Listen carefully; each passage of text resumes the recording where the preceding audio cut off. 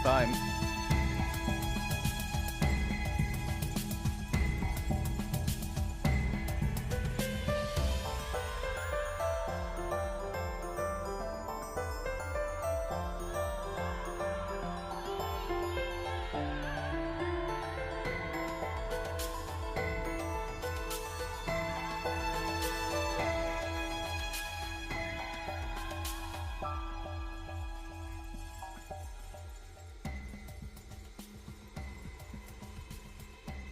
Welcome back, everyone, for another episode of Xenosaga, episode 3. I am super hyped today to play more Xenosaga. We are in the final stretches of the game. Last time we did actually resolve quite a bit. If I'm honest, we resolved a lot of plot lines. We resolved the Dmitry Yuriev plot line for sure, after Albedo helped us get rid of him. We had one of the coolest boss battles in all of RPG history, obviously. The transition, like the whole cutscenes leading up to Dmitry Yuriev and the boss fight is just so good. That's where I feel like we saw the first time that was a Xenoblade boss fight for me a bit, you know what I mean? Like, it felt like a Xenoblade boss fight, the build up of the music. And then the drop of the music once the fight starts, you know? That is so very Xenoblade 1 for me, you know? That was incredible, and I still love it. It's one of my favorites, you know, in this game. I love this scene. But yeah, with the help of Albedo, we actually managed to beat him after Nigredo actually sacrificed himself, aka Gaignun. And Albedo is with Junior now, but is asleep at this point. Then we managed to get onto Mictum. We fought a bunch of Ormos guys on Mictum. A bunch of them. Well, yeah, we fought Richard and the other guy. I don't know what's his name again. But yeah, we fought both of those, and then we fought Pellegrini. Decided to destroy herself at the end. And once we hit the cathedral where Voyager killed Ziggy's family, we actually resolved the whole Voyager plot. We managed to beat Voyager in his ES craft, and Kanan sacrificed himself to promise Voyager more power, which in the end ended up destroying him because he was lusting for too much power at that point, and he couldn't handle that power, and he got destroyed by it. And yeah, Kanan sacrificed himself. So far we're 2 for 2, you know, in terms of sacrifices. Let's see how far this still goes. It's going to be difficult, you know.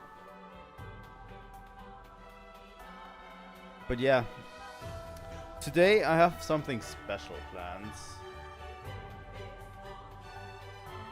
Oh yeah, the fight with the constant changing resistances. I can already tell you this is coming back. The constant changing resistances is going to come back for the fight we are playing right now, where I have planned today. But let's get into that right now. I'm going to switch over to the game. But yeah, we stopped after the whole Voyager arc. There's still a few plot threads that are unresolved, but that's about it, you know?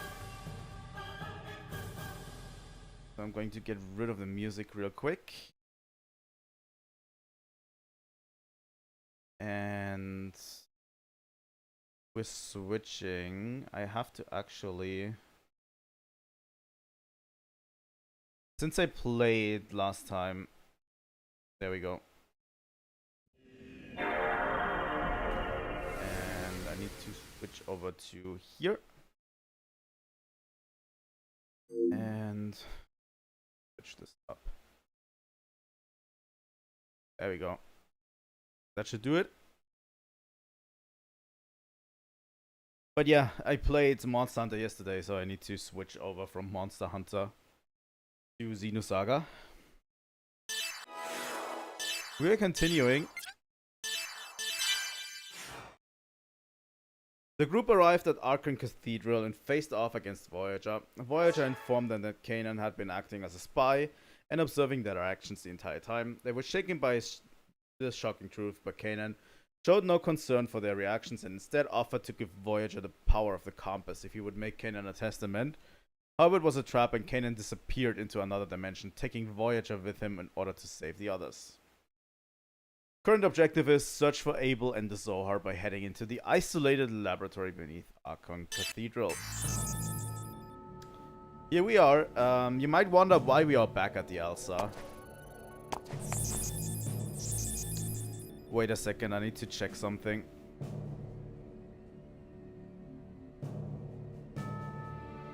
Is this thing back? Let me check something real quick before we move on.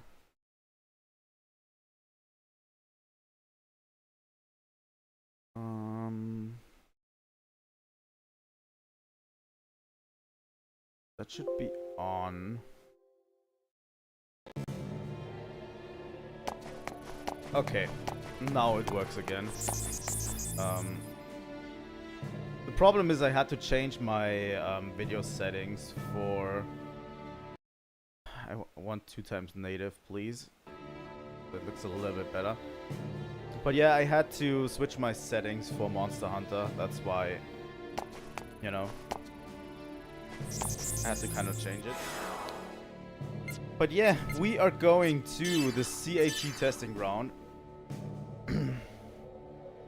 first today, because I'm going to show you my current setup, ES equipment. Ruben has full moon. He has the best things he had, and he has a few discs. He has null enemy counter and null enemy revenge. He has charge recovery and nullify enemy evade. That I slotted in so that enemies cannot evade his attacks anymore, which is going to become important in the next fight. So I slotted into Asher sensor, counter, revenge. So he has a short counter, short revenge, half guard damage, which is really, really important. So every time we guard, so every time we charge, we basically press charge and that automatically guards as well. We're going to take half damage. Extremely important skill to have. And he has charge recovery and increased revenge. And Dina is basically the same.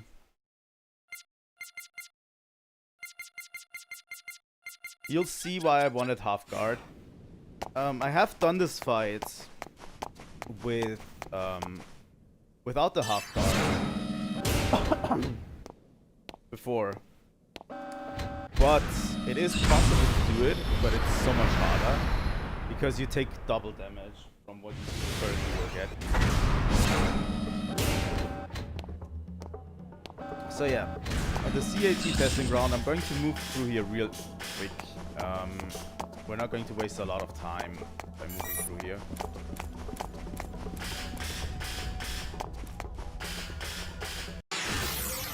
God damn it.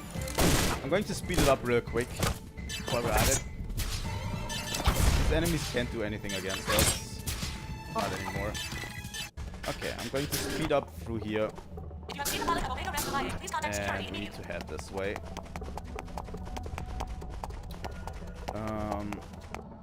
Use this transporter.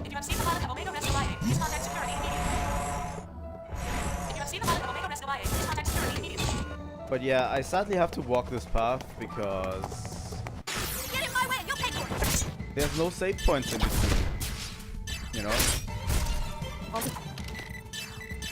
The cool thing about this fight is it doesn't give you a game over. So if you fail, it just shoots you back with 1 HP each. So you can immediately try it again, because it's only a simulation, but still, you know. Engaging with maximum output.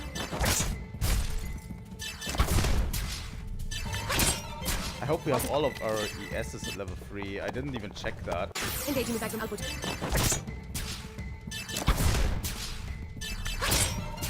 All systems on.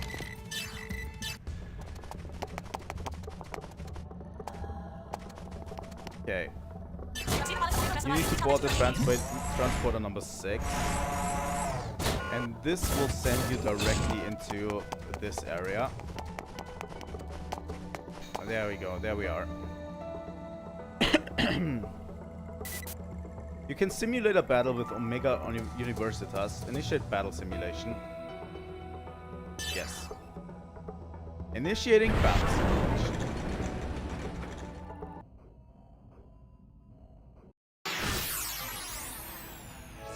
Okay, everyone is animal level 3. So we're going to just do our regular attacks at the beginning. The battle against Omega Universitas is like pretty easy. It dies relatively quick to our attack. It can't really do anything. You know. Here I am. Like, look at this damage. It's a little bit pitiful. And it's almost dead anyway. Good job. Here.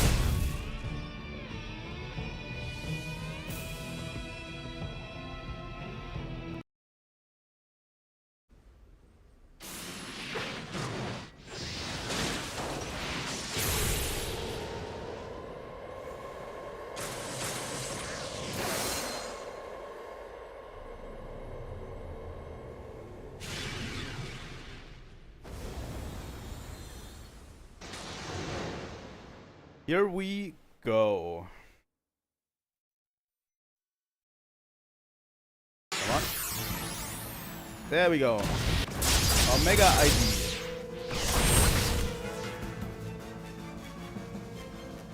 He's strong against beams right now, which is okay. Animal level 3. We're going to start off with Anima level 3. We're going to throw our strongest moves at him right now. Immediately.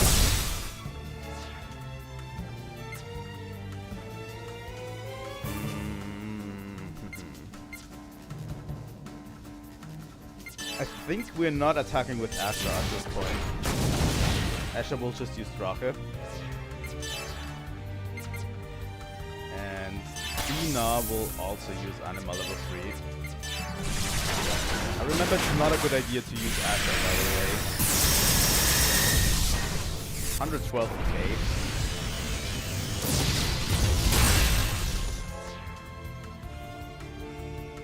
Okay, he's strong against fire.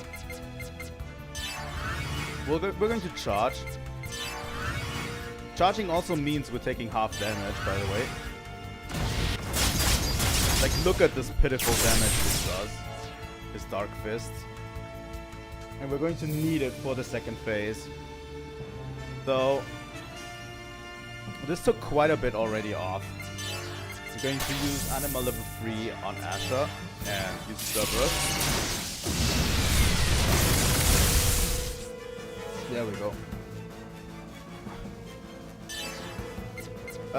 As you noticed already, he does evade quite a bit, and it's hard to build Anima because of it. That's why I put the null enemy evade on Jin.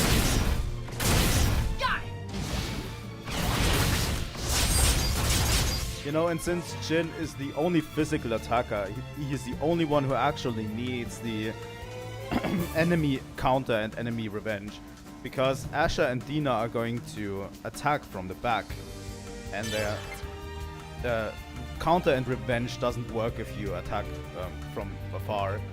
So that's why Asher and Dina don't have the counter on them, and just Jin, you know. If that's, you know, understandable. But yeah, we did quite a bit of damage. Now from this point we need to be a little bit careful. You know? might have noticed. Yeah, there we go. You might have noticed he has changing weaknesses, as did that boss before. But that's why I had the sensor abilities on my mechs. We're going to charge. Every time you go close to 40k, it's just best to charge, you know. Start good. Because his attacks do really solid damage. Let's go Asher. Now we need to be a bit careful, because at the point where he is currently, if all of our mechs have at least a little bit of anima, like I think above anima level 1.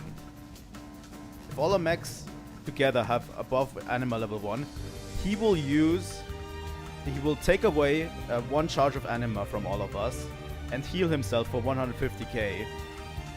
So what we're doing here is we're using Jin. Jin is supposed to build up anima. He's the only one who's allowed to build up anima. And all of the other units, the other 2 units, are not going to use their anima. Every time we hit anima level 1, we're immediately going to use it on the other 2 units. And Jin is the one that will go up to anima level 3 to do damage. It's the safest way to do this. And probably the easiest way.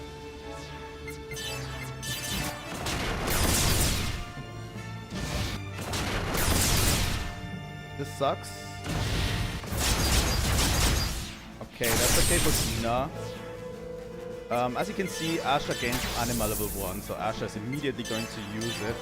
You can also do extra damage with their anima level 1 attack.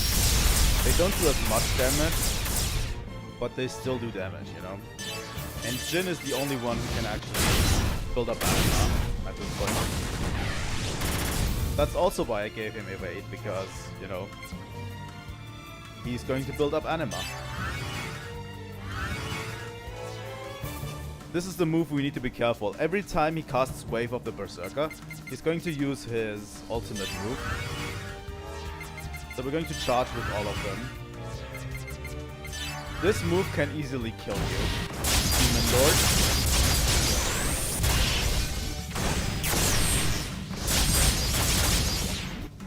He can do it 2 times as well. You saw the damage on Dina. If he does it 2 times, that's at least 30k damage. And we have also half guard, so if he does it without the half guard on Dina, he will do at least 60k damage if he hits you, you know?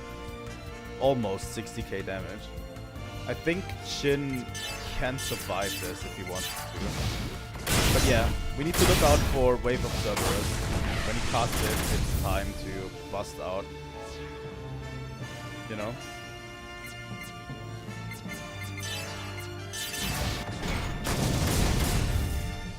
If you don't charge, it's over for your mech beforehand. It usually does around 80k damage or something. But yeah, we have a pretty firm grasp on this one. You know? So Dina is going anima.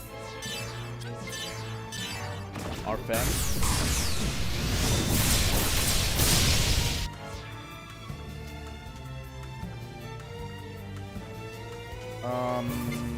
Asher is going to charge. So as I already told you, if we are around 40k, it's best to just fill up completely. That's like basically your best move, to just fill up.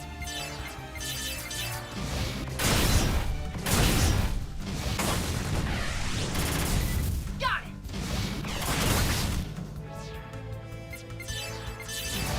And we're slowly whittling away at his health bar. You know? Don't get too greedy. This is just going to continue like this. Like, we're just going to continue slowly whittling away at his health bar. It doesn't look like we're doing much right now.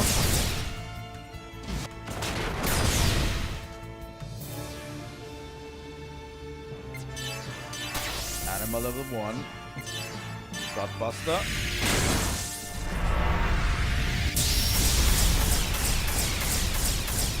I need to have my weaknesses. The one on the right side is beam, I think. That means he's weak against physical, right? Pretty much, yeah. No mercy. I need to study my weaknesses a little bit more. He's going to do the super move again. So everyone just charge. It's scariest when he attacks Jin. Not Jin, but Ruben. What I want to say. When he attacks Ruben, it's pretty scary. Because Ruben does have half guard damage, you know? So... Okay, Asher. Ruben is at level 3 anima.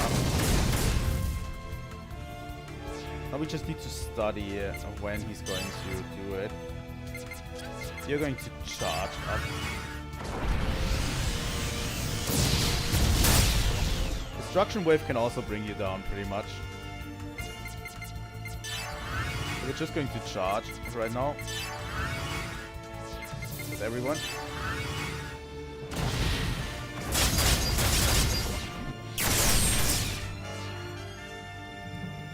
Okay, I think it's free for Ruben to use Anima level 3.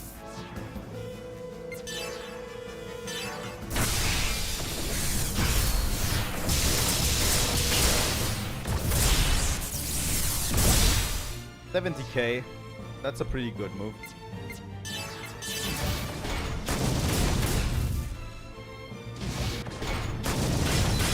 Here I am. Doing pretty good. He doesn't have any more tricks up his sleeve at this point. It's just going to repeat and rinse and repeat at this point. So there's no additional things that he can do.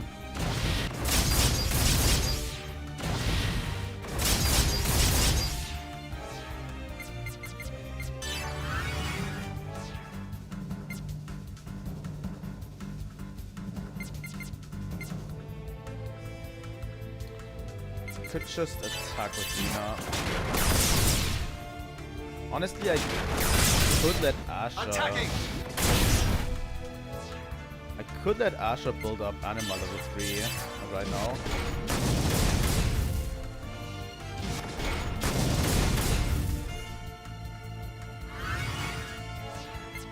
Nope. We're noping out of here. He has, by the way, 1 million HP. So he has 999,999 HP. I think it's the enemy with the highest HP in the game.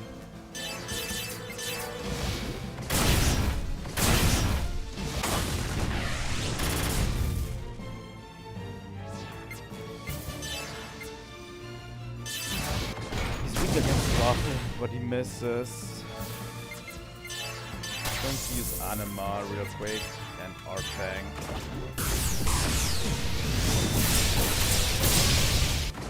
It's a little bit risky for Dina. Yeah, you see, that was a little bit too risky for Dina. We need to heal her up.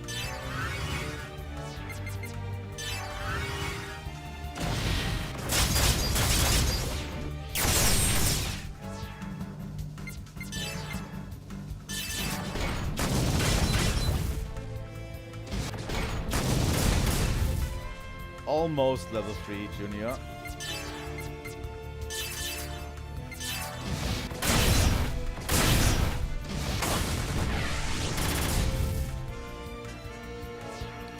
Just going to charge with Dina for now. So I'm going to build up. I'm going to keep charging with Dina so she doesn't reach Anima level 2. And now let Jin and Junior build up level 3. Attacking. You know.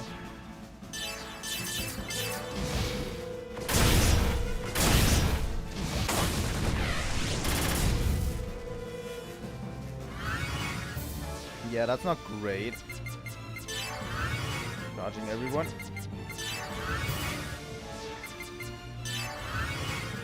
It's a pretty in-depth boss fight, honestly.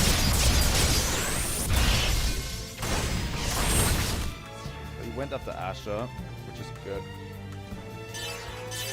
I'm going for another full move. There we go.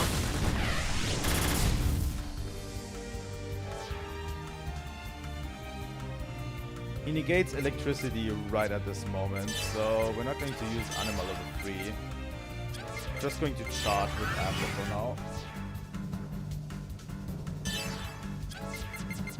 Dina is going to charge. Oh, he did a crit on Ruben. That is a nasty one. That was a nasty crit.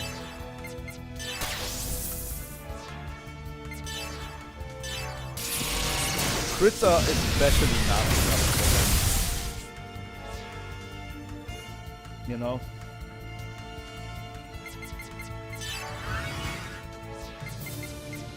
Going to charge. Ruben.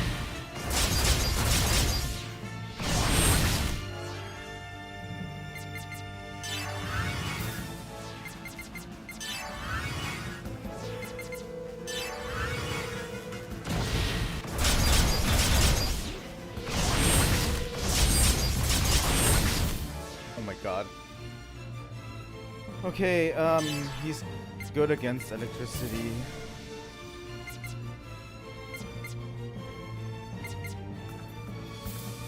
He negates fire, so we actually don't have anything to do against this.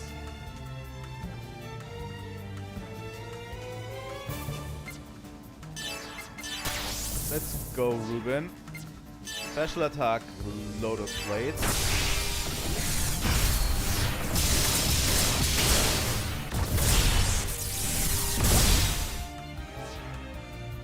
That brought him down pretty much. I'm going to keep charging with Vina.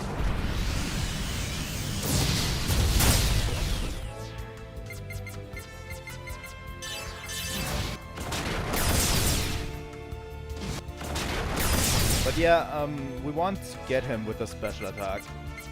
If we can, you know.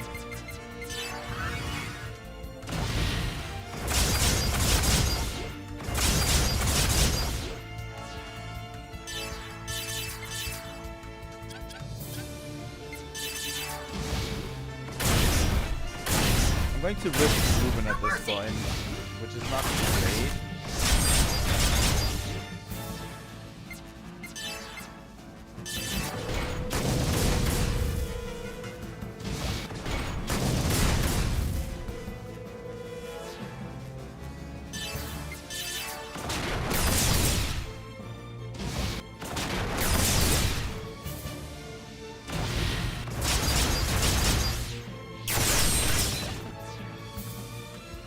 Okay.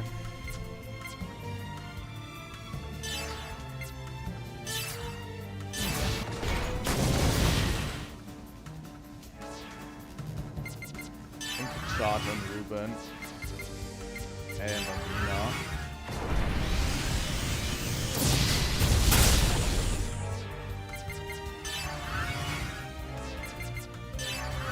Better charge one too many times instead of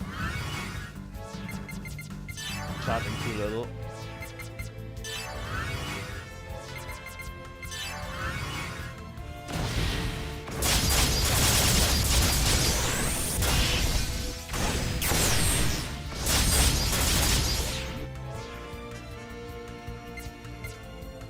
Okay. I'm going to do a full moon. Oh. No mercy!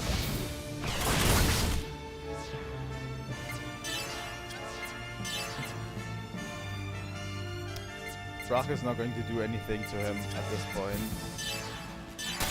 Go for Anima level 1 and do the team attack.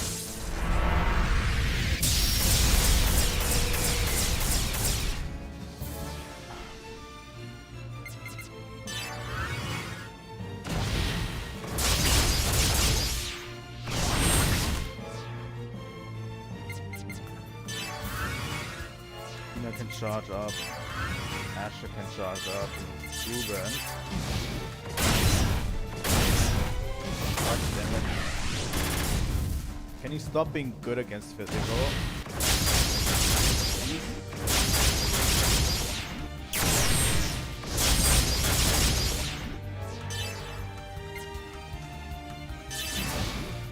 Sneak against team attacks this turn.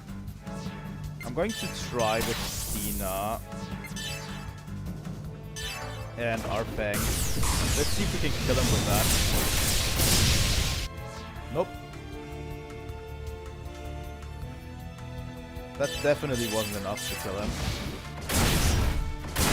He finally is weak against physical attacks again.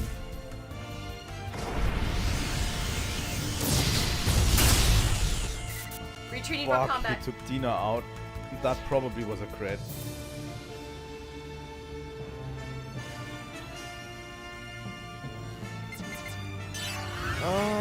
It's probably not as bad because we have an animal level 3 with Zebulon already. Right?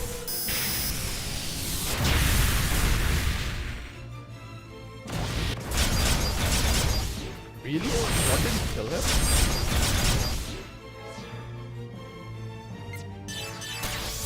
I can't believe it for the life of me, but okay. Physical attack. Let's go, Ruben. There is the finish strike.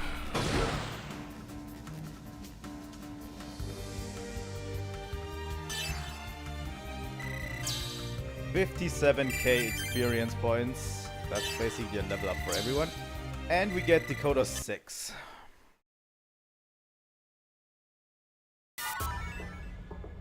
And we got the Emperor's Bracelet, which I don't know what it does. Let's look at our equipment real quick. Emperor's Bracelet. Half physical damage and half scar damage. Pretty good. But yeah, well, that's everything we have to do here. That's probably the strongest boss for the ESs in the game. So we should be fine for the rest of the game with our ESs. You know?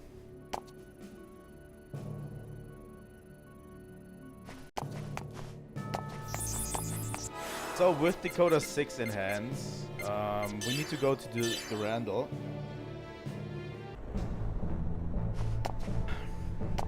Brings back bad memories. But if we remember, on the park on the Durandal there was a thing we can open with Dakota 6. We should get it.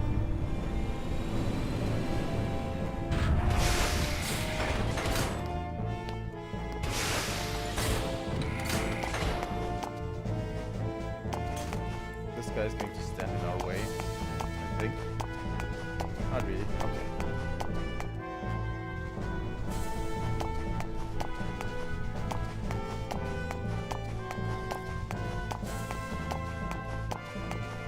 There it was.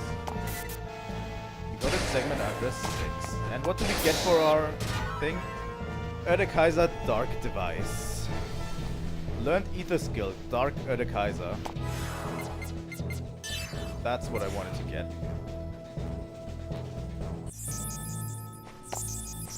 Okay, saving again.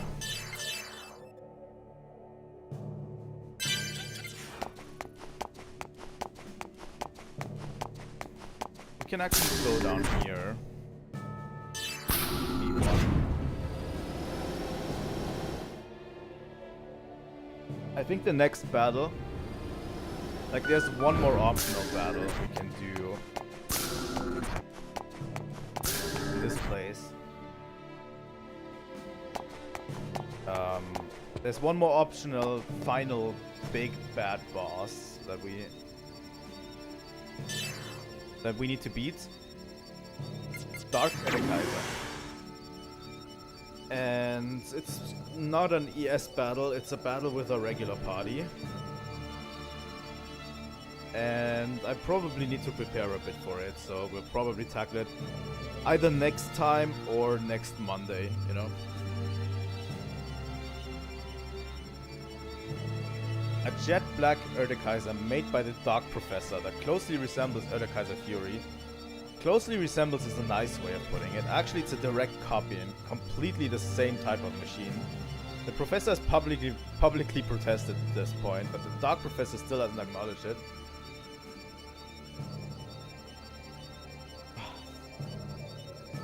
But regardless of its origin, its capabilities are undeniable, in line with the Dark Professor's beliefs.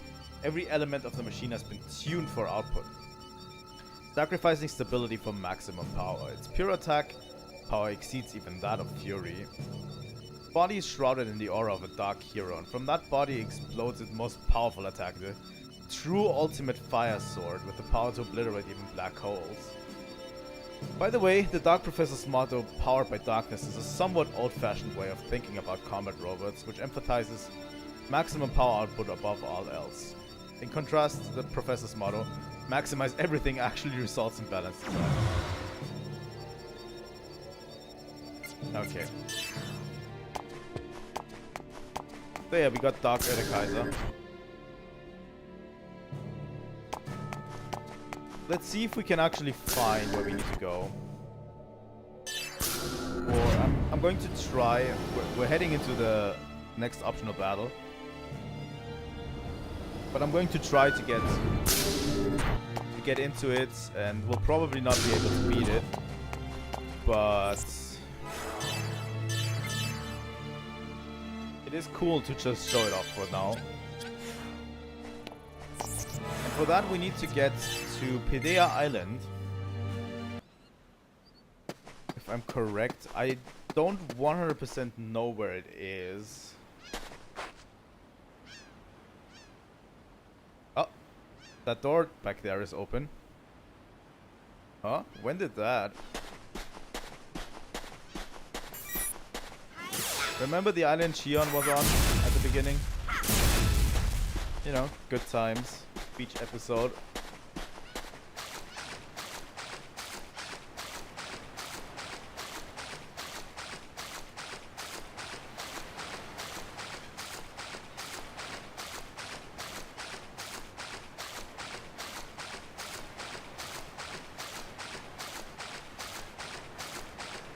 Let's see. So yeah, this opened up. This has to be something, right?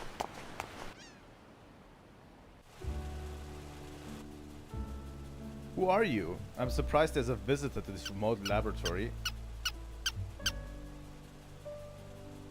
Have you come to visit the Dark Professor? If so, I have unfortunate news.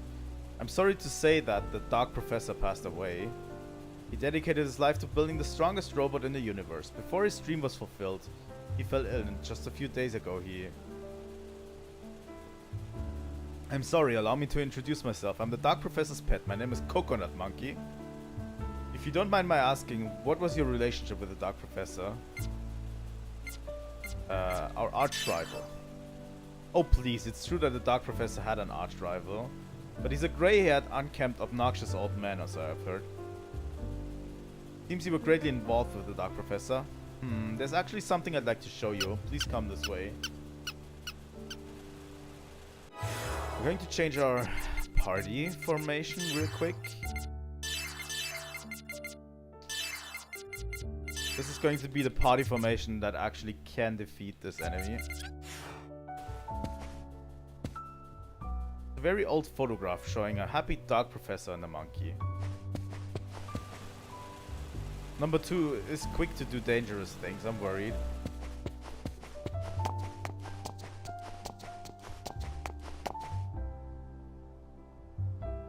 This was the Dark Professor's laboratory.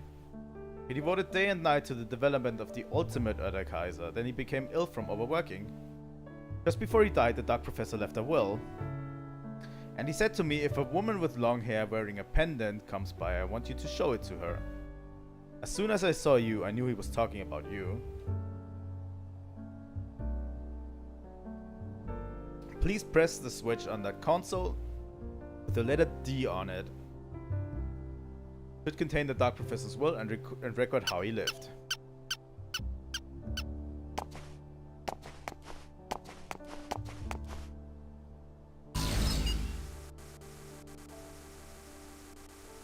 Hehehe, it's been a while, eh, Shion?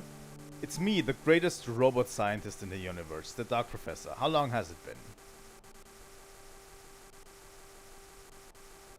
I'll never forget that day which you destroyed my masterpiece, Dark Kaiser. By the way, this is one of the side quests we didn't do in, I think, the second game, right?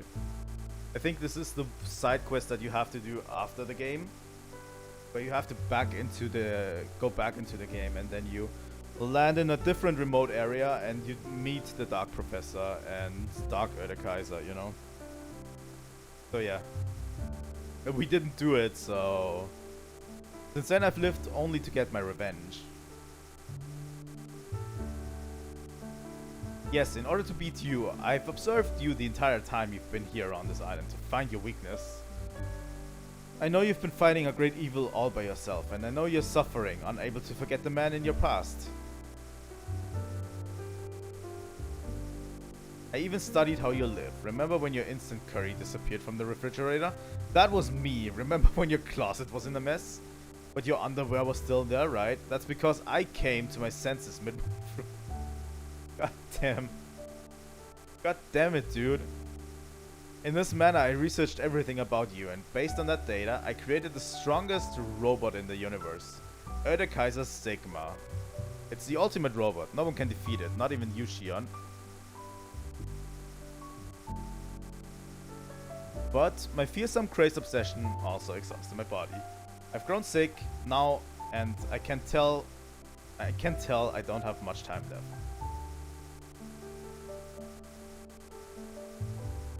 This video is my will. I left it believing you would come here. Shion, accept my final challenge. Fight my greatest masterpiece, Kaiser Sigma. By the time you see this recording, I will have already passed on. Though my body may perish, my soul lives on. Though the Dark Professor may die, Sigma is eternal. I trust you'll accept this challenge from beyond the grave. Farewell.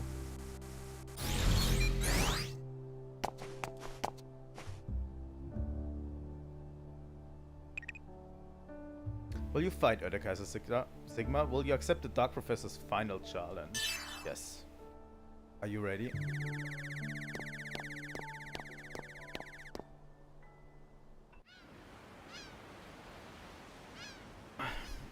Come forth, Kaiser Sigma.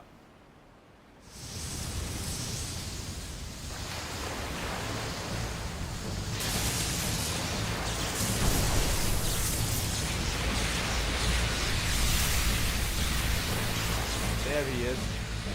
With the power of your black soul within, Sigma has arrived.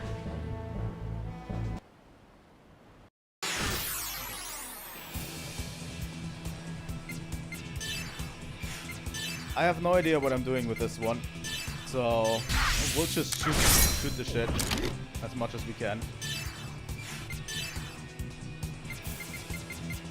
Wow, Chaos, you have actually quite a few. Medium break attack.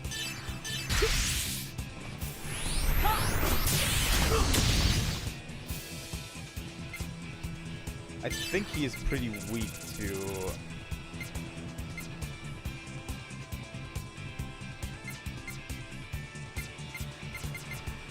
beam attacks, I think. Ether drive! Right? Yeah, he is. You're too young to defeat me. Kaiser Sigma is observing the situation.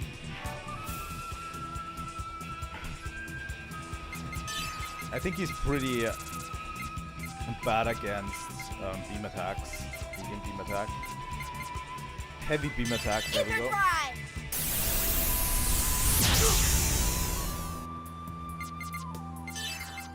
That's why I picked, by the way, all of the best ether users. Ice Bolt, slow down, cover break, Medica. HP Vamp. Chaos doesn't really have a thing going for him at this point. Really?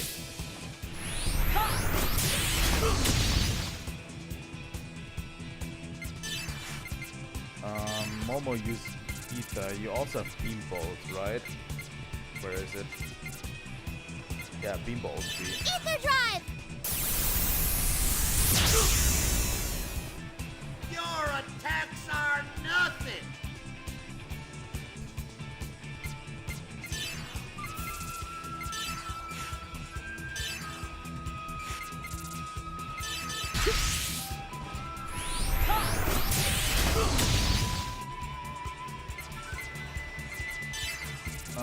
Beam Bolt.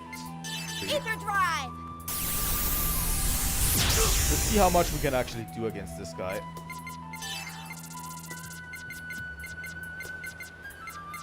You know. Ether Drive!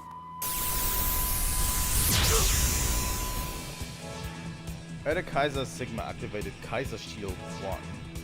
Activation completes. The Kaiser Shield is an invisible elemental defense system that surrounds the Sigma. There is a secret to breaking this defense system. Yep. There's a secret to breaking this defense system, and I actually know what it is. I think the first one is weak to Erde Kaiser. The second one is weak to Erde Kaiser Fury. The third one is weak to Dark Erde Kaiser.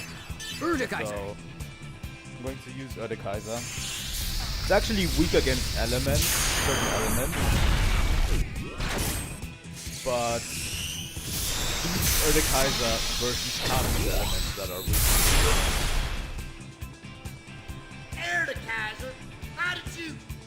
I love how he... Oh my god, this is amazing.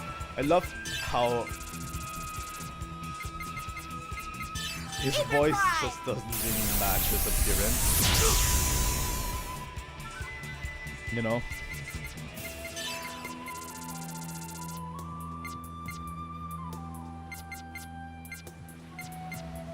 Ether Drive! His voice is like the voice of a total loser. Change to Kaiser Shield 2. Activation complete. Shion is going to use Erde Kaiser Fury.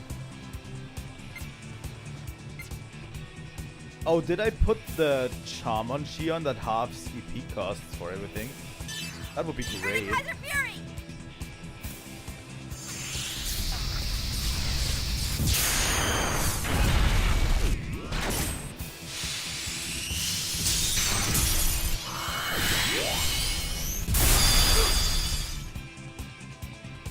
Fury?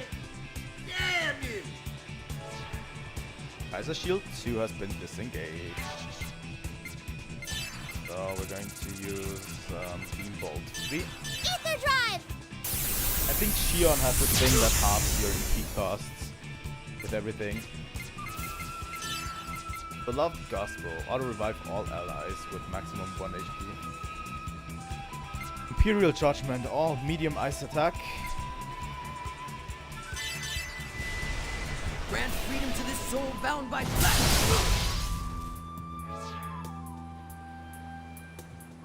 Kaiser Shield free. Activation complete. Chaos is not that useful. Do we have a little bit of ether packs and rejuvenators, so it should be fine, right? So we shouldn't run out of ether. Dark Erde Kaiser. This one we haven't seen yet.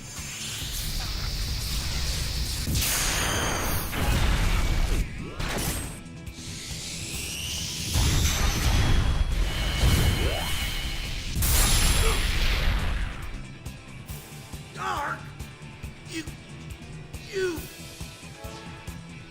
There we go. That's Kaiser Shield 3 gone.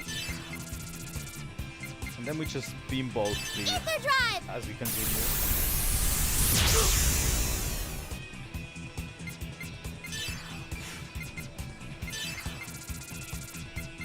Beam balls. That's 2. Xion, we need 3. Ether drive.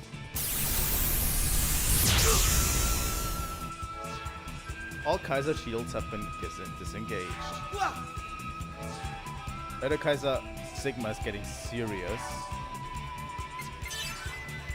He didn't even do a dent in him. Oh, really? Ether drive.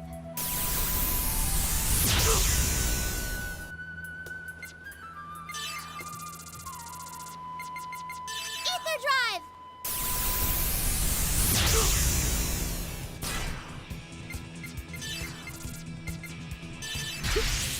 I'm sorry.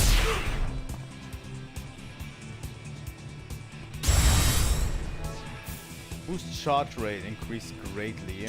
That's not great. He has 6 boosts.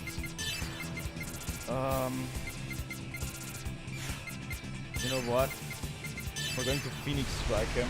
Grant freedom to this soul bound by flesh.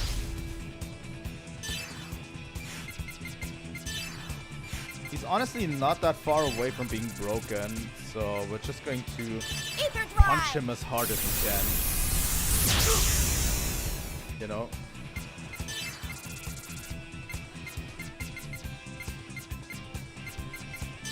Ether drive.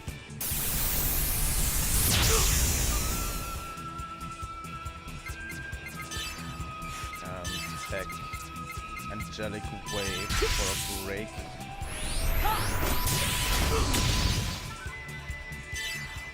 He's really not that far away from being broken. So, Team Bolt 3. Ether drive. Xion.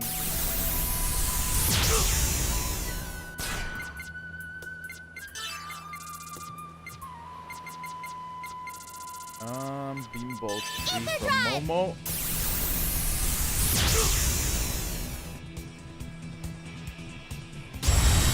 Events tracker. Critical hits now guaranteed. That sucks. Come on, Chaos. Phoenix Strike. Grant freedom to this soul bound by flesh. He actually boosts himself quite a bit.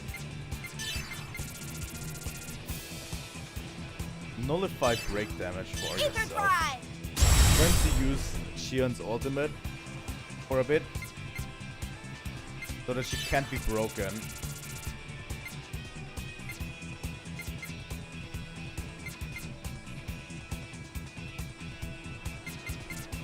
Ether drive.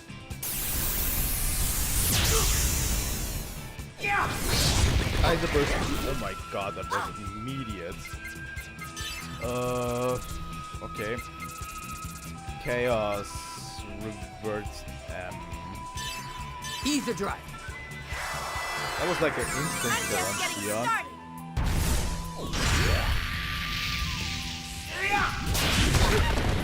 Okay. Sorry. Okay. That was a party wipe. I need to actually... It seems you're not ready yet.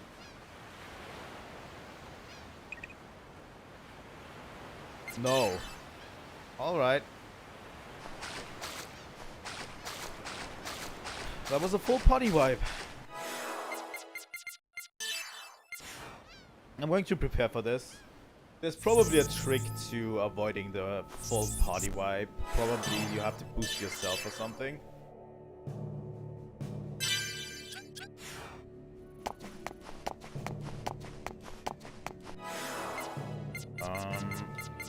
I'm going to change the formation real quick.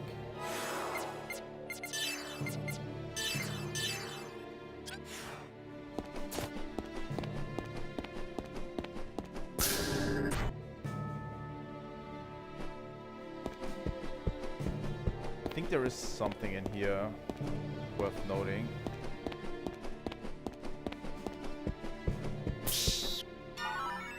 Survivalware. Wow, the men's room is actually really interesting.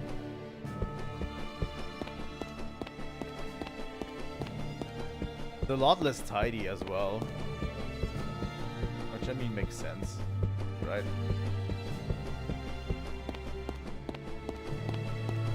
thought there was something in here.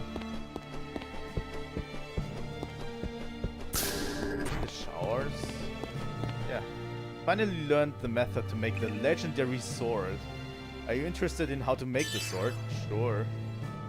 Really? Then allow me to tell you. The ultimate sword is the VB Dawn. You'll need the prayer beads and VB Crimson to recreate it.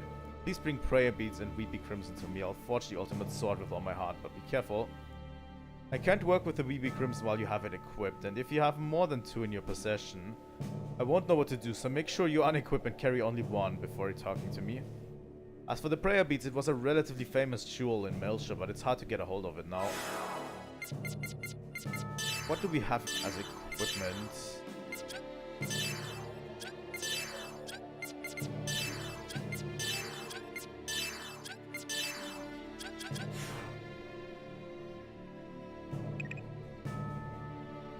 Have you gotten everything ready?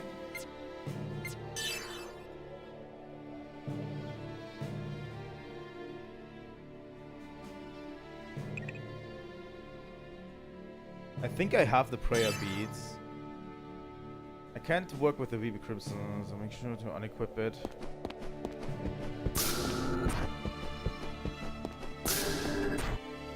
Can you just buy it straight up? I think we got the prayer beads in Melcher, right?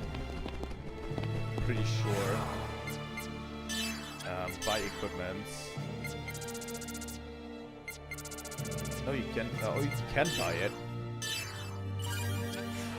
It's a sword for Jin.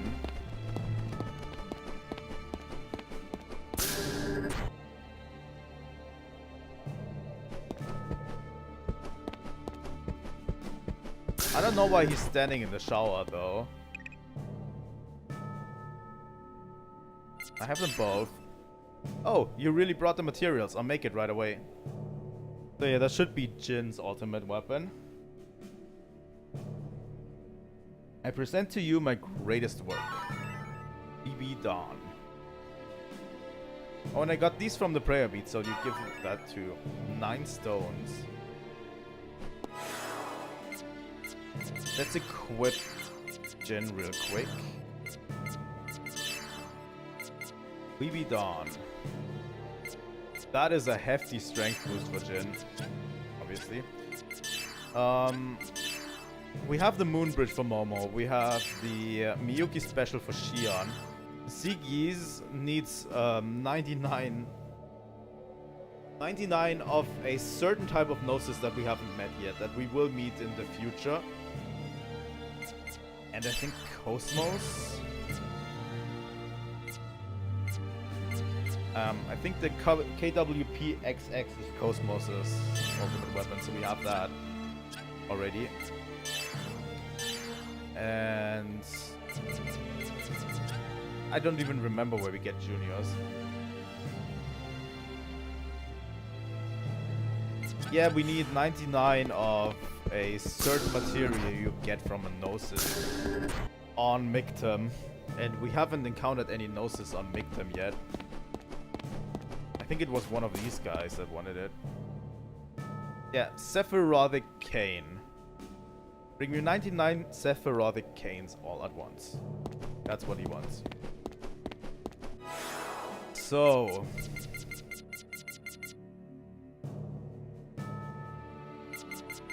formation. Going back to a usual formation.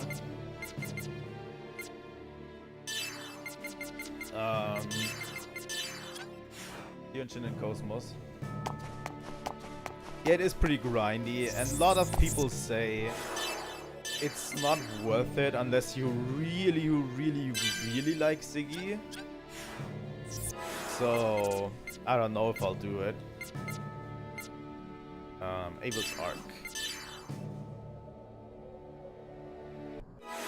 For Chaos. First off, we need to get back to Abel's Arc. I'm going to use my Turbo. For Chaos Ultimate Weapon, you need to go back to Abel's Arc. So, you know. I think this was the wrong path.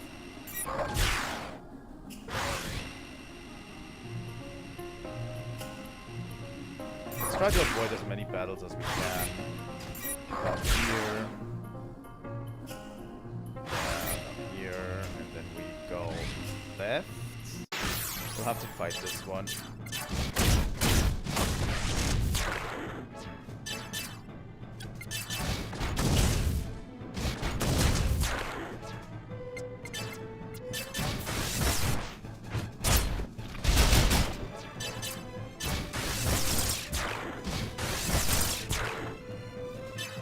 There we go.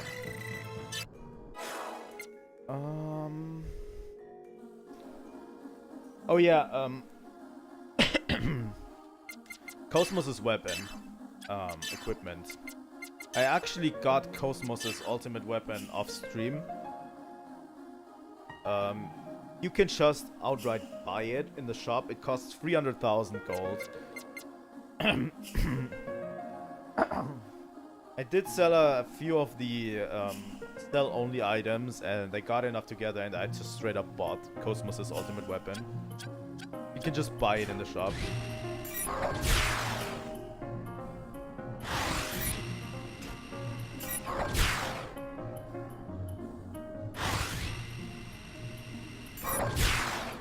So yeah.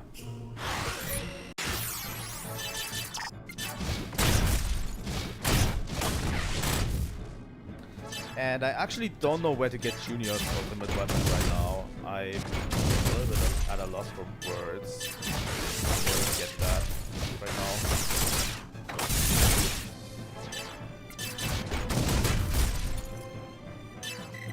I want to push Zebulon back into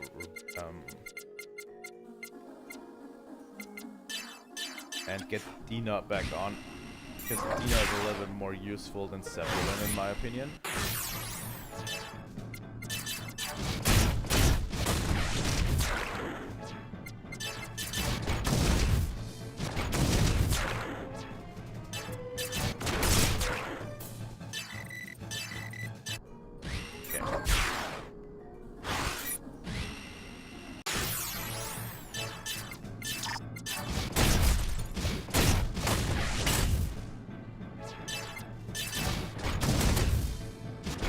Yeah, we'll be here a little bit. I just wanted to show you where to get the ultimate weapons for everyone. They basically hand them to you for most of your party members. For some you have to do a certain thing, but they're not these huge quest chains, you know, that we are used to in other RPGs.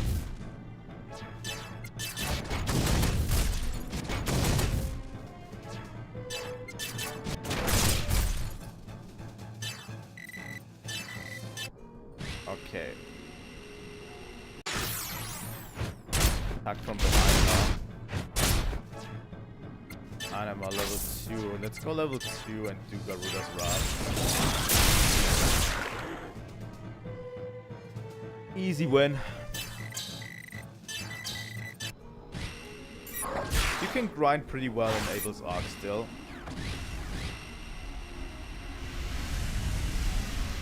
So yeah. What we really need to do is we need to visit each of these orbs again.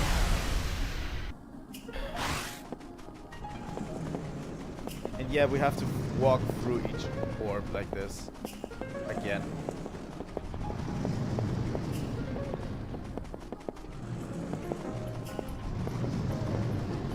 Towards the very end of this orb. So we'll have to fight all of these monsters again.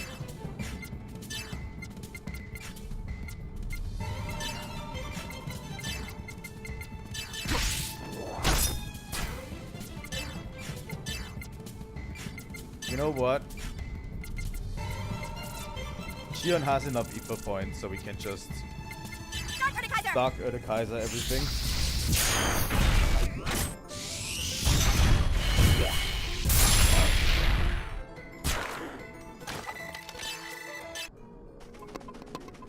All combat system limits off.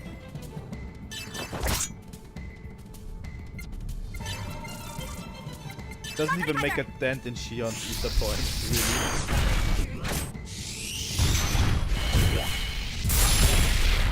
Oh, that guy resisted it actually.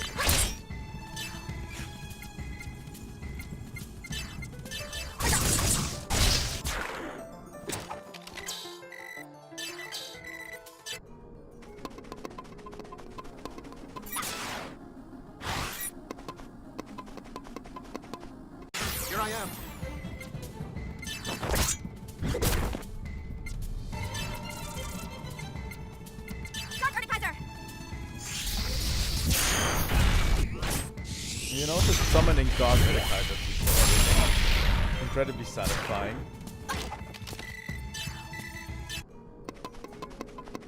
All combat system limits off.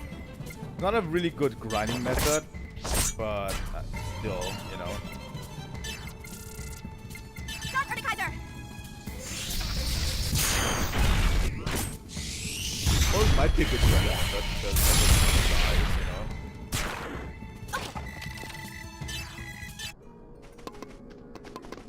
But you then don't really get a lot of skill points, so I don't know. Out of it. Dark Earthkaiser!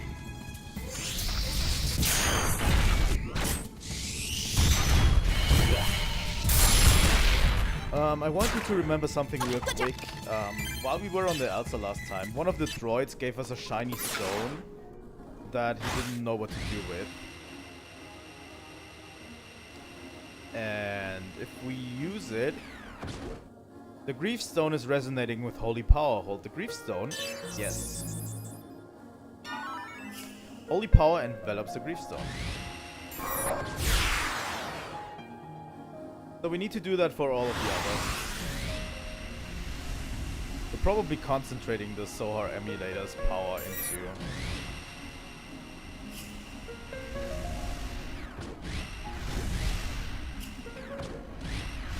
There we go. Green.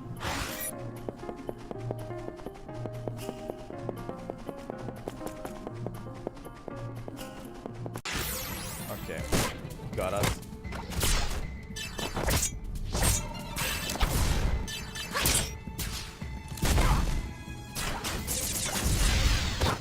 Ouch.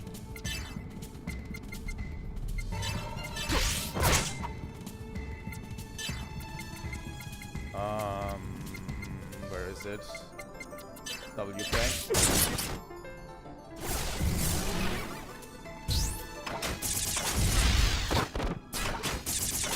Actually need to be really careful. Ouch.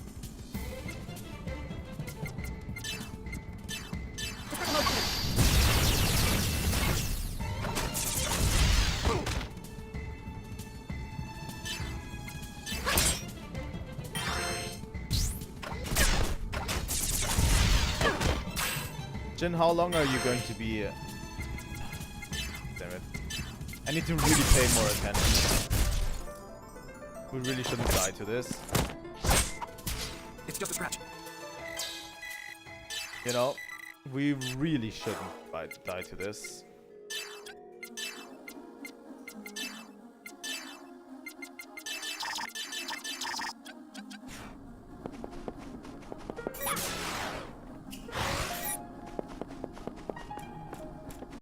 The Yuri of soldiers aren't that strong.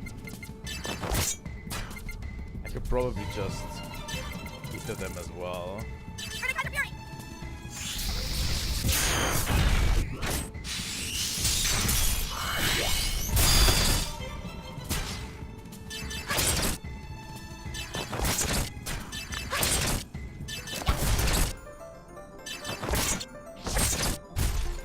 There we go.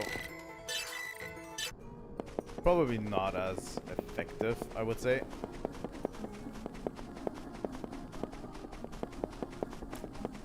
Here I am. These damn Yuri of soldiers. Dragon Dance.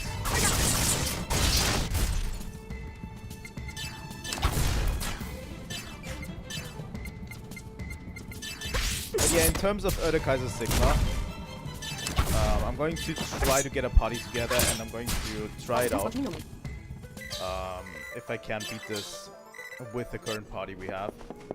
If not, I'm going to grind a bit, you know, as the usual thing.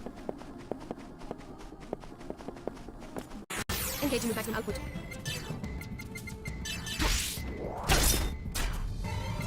Give us an entire boost.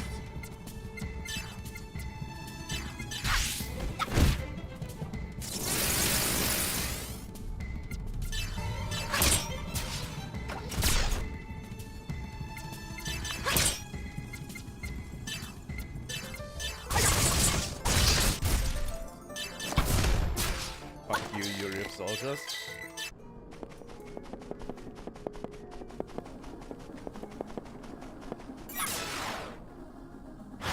But yeah, the interesting part is Griefstone is resonating with Holy Power. Holy Power envelops the Griefstone. The most interesting part is I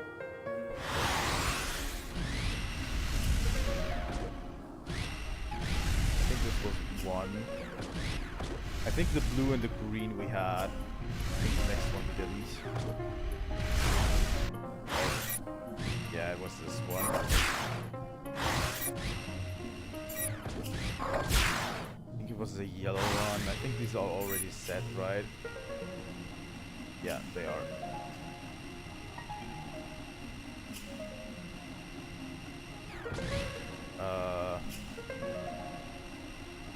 I think I might have to go the other route.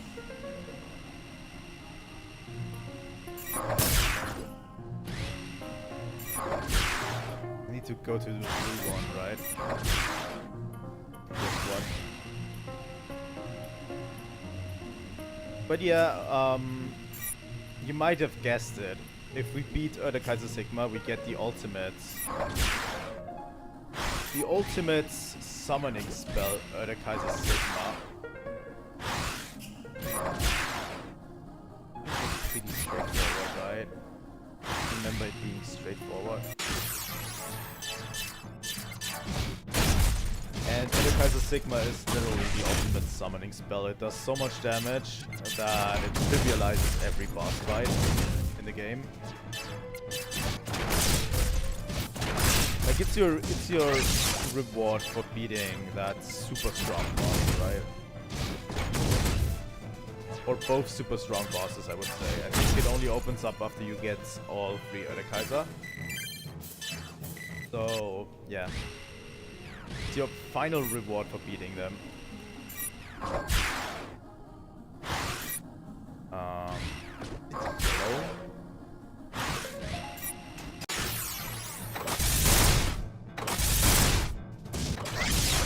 God damn it, guys.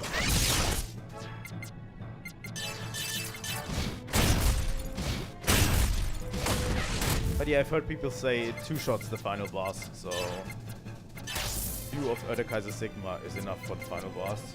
So we're definitely not going to use it against the final boss, but still.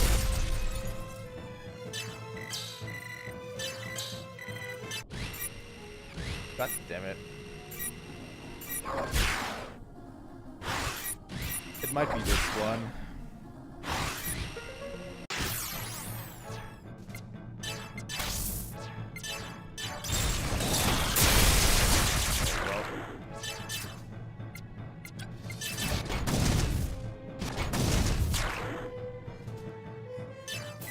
But yeah, after we're done with this Chaos Ultimate Weapon segment,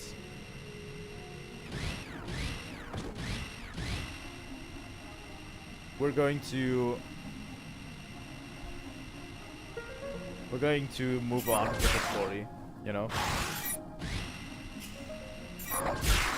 Let's see who else we encounter.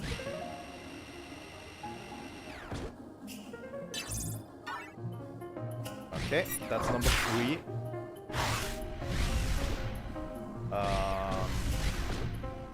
Blue. We were just in this one, so this one is the last one, right? Yep, this is the last one. And yeah, this one was a complicated one, I think. These enemies over here, and yeah, this area sucked, I think.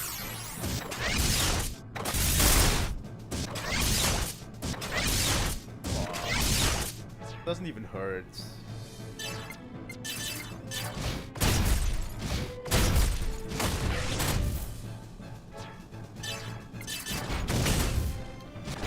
But yeah, I think that's literally the last thing we need to do now. The Kaiser Sigma will be the last thing, or the last optional thing we need to get, and then we will be fine. We will have 100%ed as much of the game as we can, you know?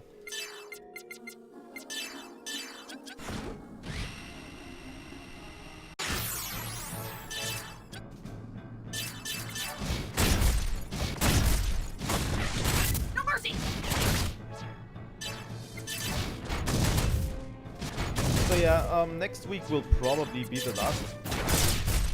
I'm not sure we can beat it this week, but next week will be... Next week might be the last few streams where we play Xenosaga.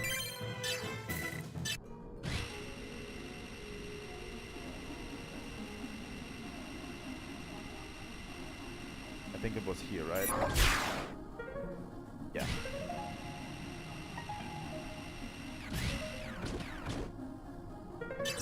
Depends on how much we manage to do, right?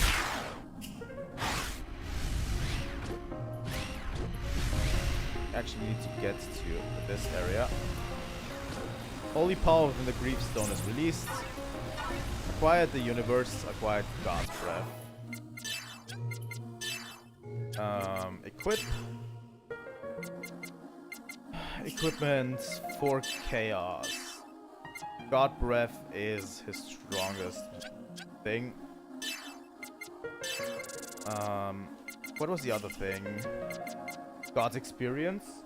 I think it might be God's experience, large experience up. Or was it something else? Grand design, Garuda Bangle, Heroes Place, bracelet. Or it was a ring.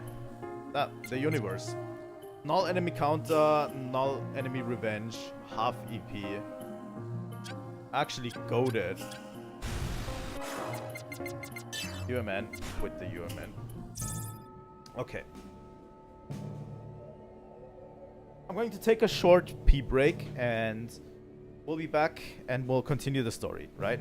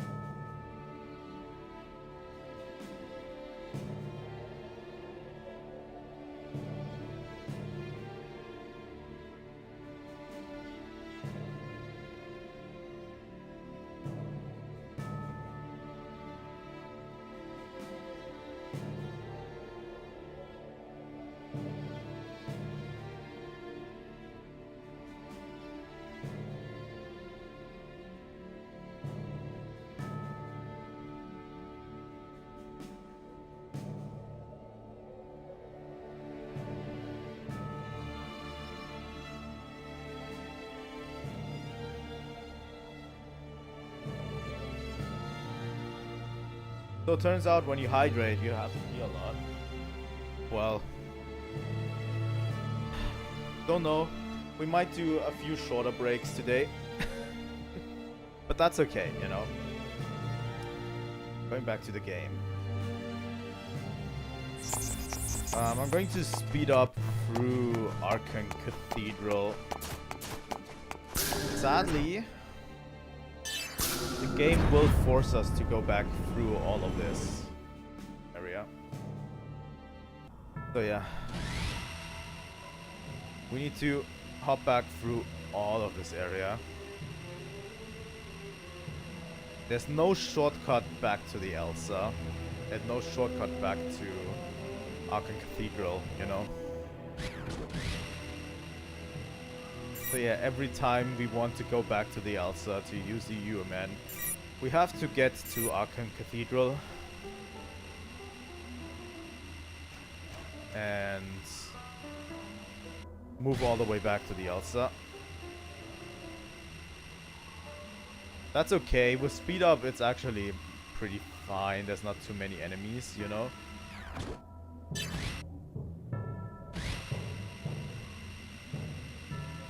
Relatively fine with speed up.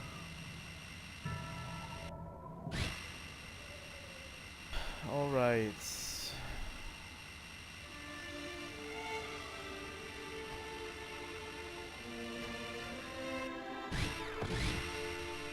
Okay, here we are.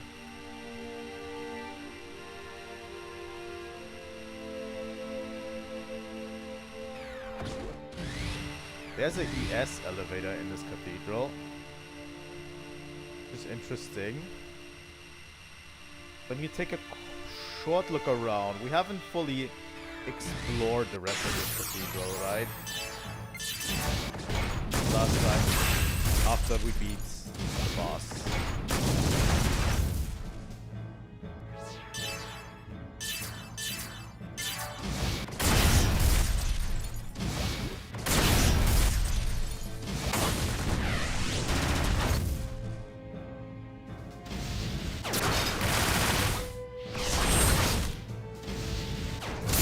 Should be pretty fine in terms of ES fights. I don't think there's anything that can really stop us at this point. Except my own stupidity, you know.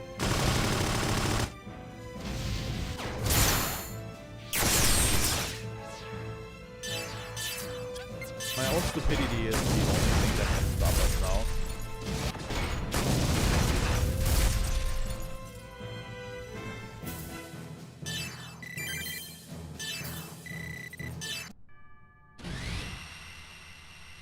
Can I? Just to pick this up, we're going to disconnect the ES. Obviously. Still upgrade the DP. We probably have a ton of skill points at this point that we can still address. Go back to the ES. Okay. The other side also has an opening here.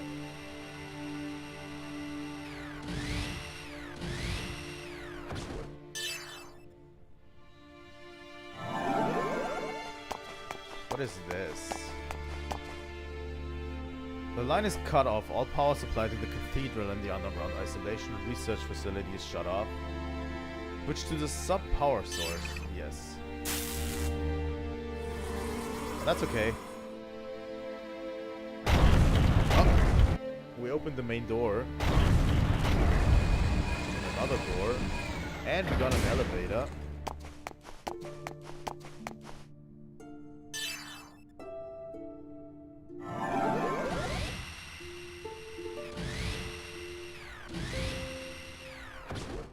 Go to the underground isolation research facility. Yes, please. Isolated research facility. We have huge mechs here. Like, who actually is left of the regular enemies we have? Like, there's only... We have Kevin. We have Wilhelm. And we have Margulis. Like, that's basically the only three left, right?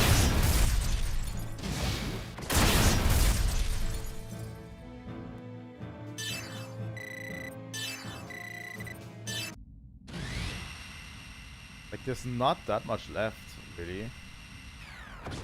Move. Sure.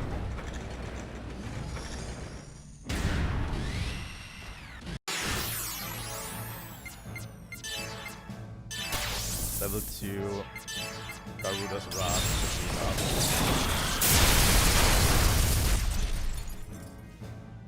Yeah, absolutely. absolutely smashes everything in its path.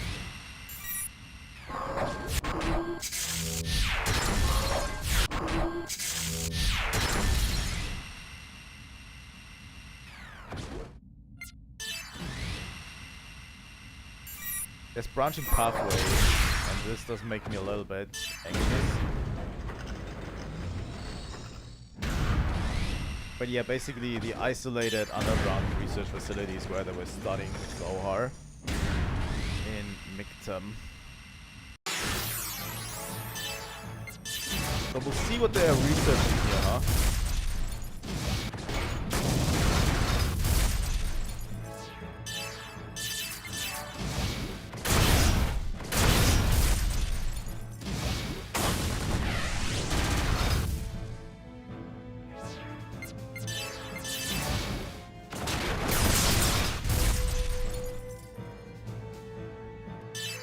Okay.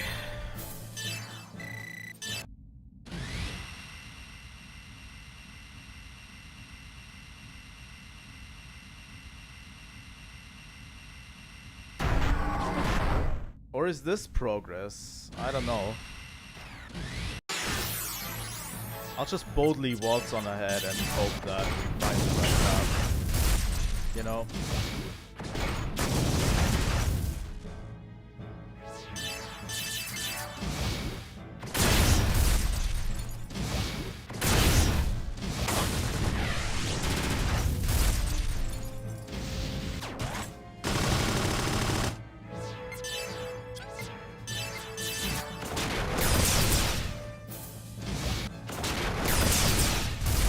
Probably optional paths over all over this place. You know.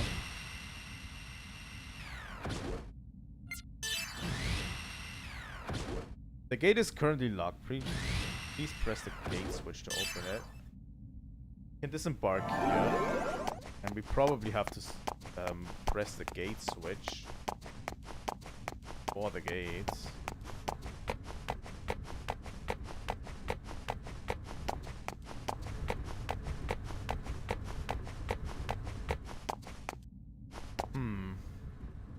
The conveyor system seems to be malfunctioning.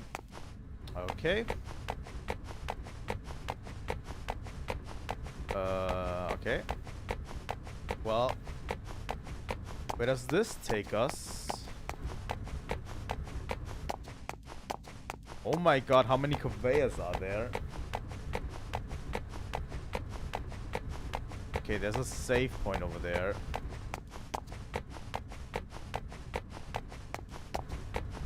Seems like there's a treasure chest here, so it was already worth it, I think. Right? DSP1. That's probably a skill point upgrade disc for our ESs. Which, you know, could be useful. Could be. This actually works. Where does this lead? Please tell me this leads somewhere.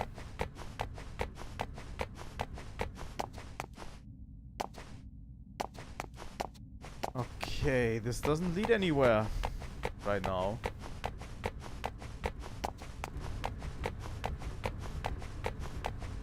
Looks like a huge ES hangar area, honestly.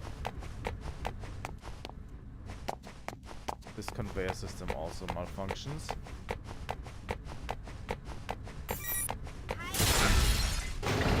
There we go. That should have fixed it.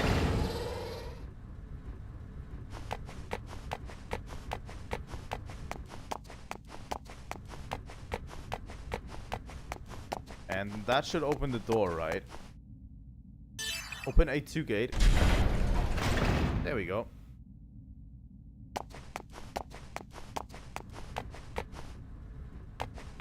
Okay.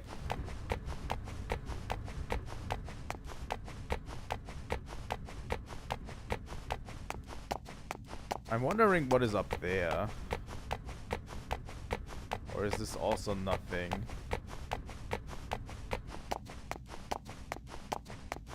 Doesn't seem like anything, really.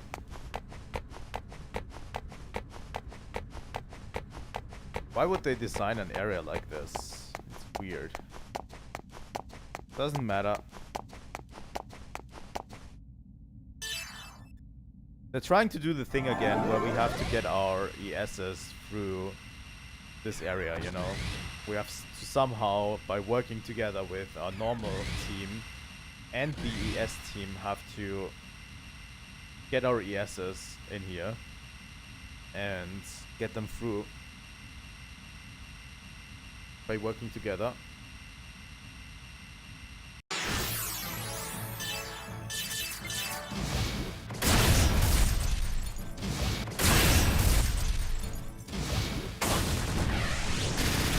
No mercy! Good job, Junior. That was a little bit easy.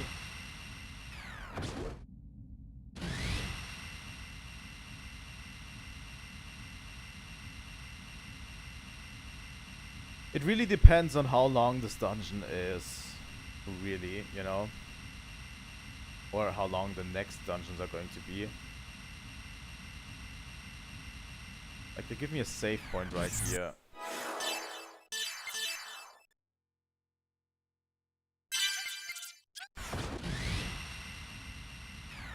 Can we go through here? Nope. We can't. You know what? Anima 2 and Garuda's Wrath should be enough.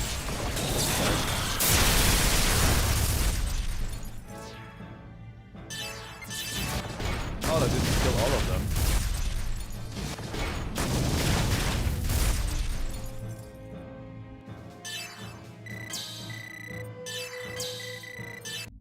We have huge amount of skill points. To a point where we actually need to kind of spend them on anything.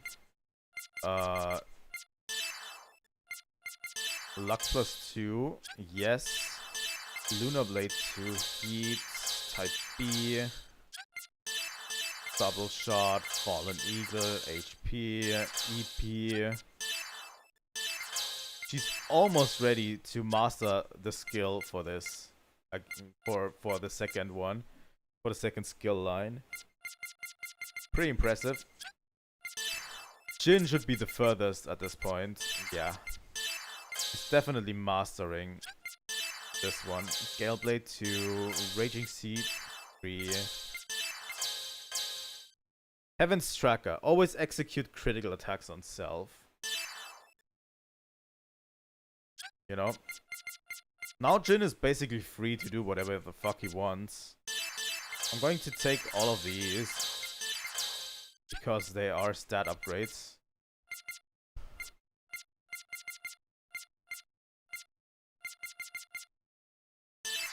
Type Gnosis critical. Yeah, I'll take it.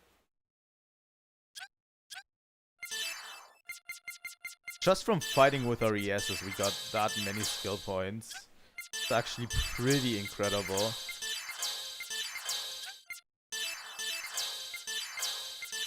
Hypnosis critical, ether points, Nemesis, short double.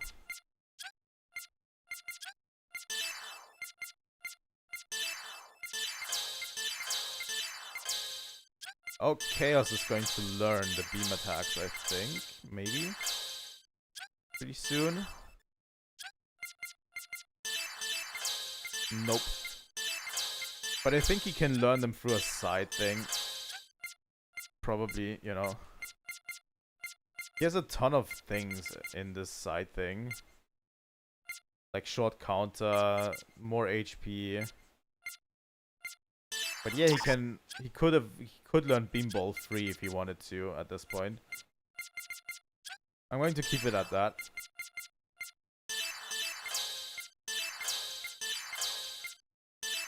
It's actually a lot of skills. The ultimate ideal would be maxing out the skills for everyone, but that's not acquirable by what we currently have, I think. You know?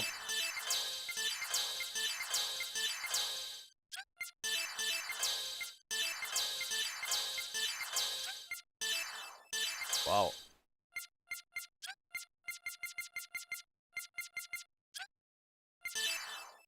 And Momo.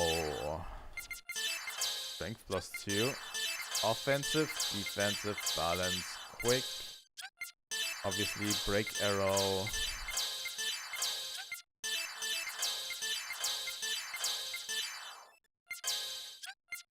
Okay. Here's a little bit to go. Still, but we'll manage, honestly. I think we are doing pretty solid in terms of skills.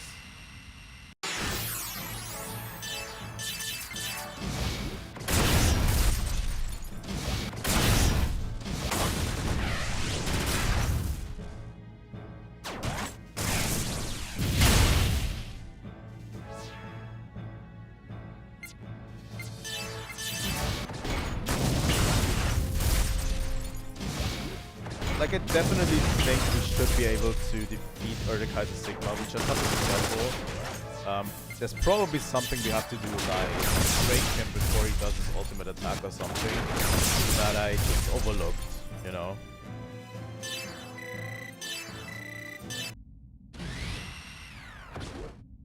There's definitely something that you can do for Erdekaiser Sigma, I think. And I just don't know about it. It's just knowledge, you know.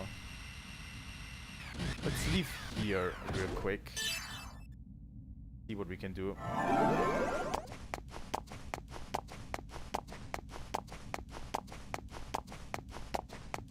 Where does this lead again?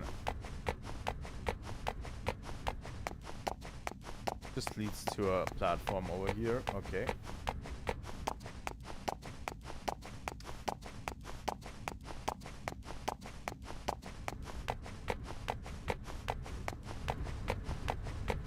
Here we go. This should open another lock, right?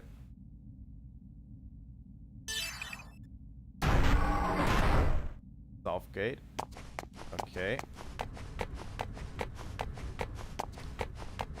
Where does this lead? L10 special classified area, no trespassing. So it's a level 10 classified area. Interesting. Interesting. There's definitely probably a lot of items we can get and stuff like this, you know.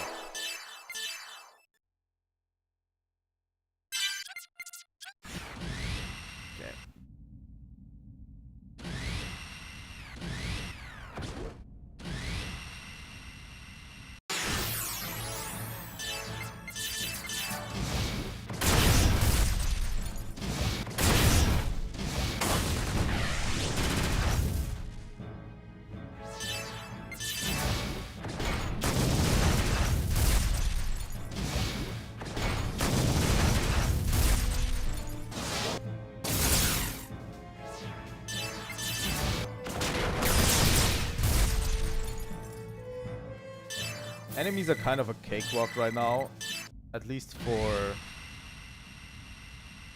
a party. But that's okay. What a balanced experience playing yourself. Yeah. We're basically here for the story.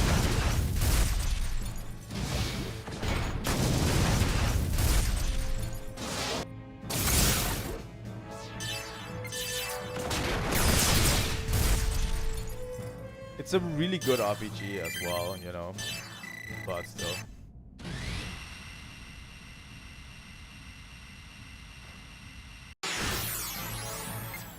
But finishing the story is our main priority right now.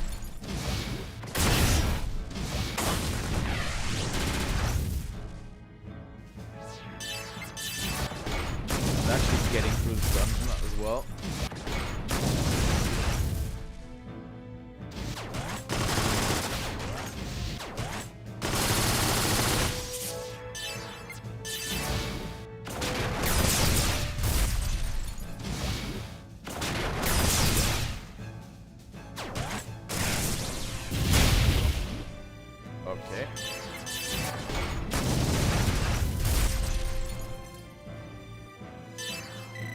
By the way, the weekend streams are going to dry up a bit for the next 2 weekends.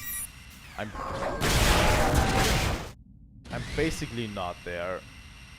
You know, the next 2 weekends I can't stream.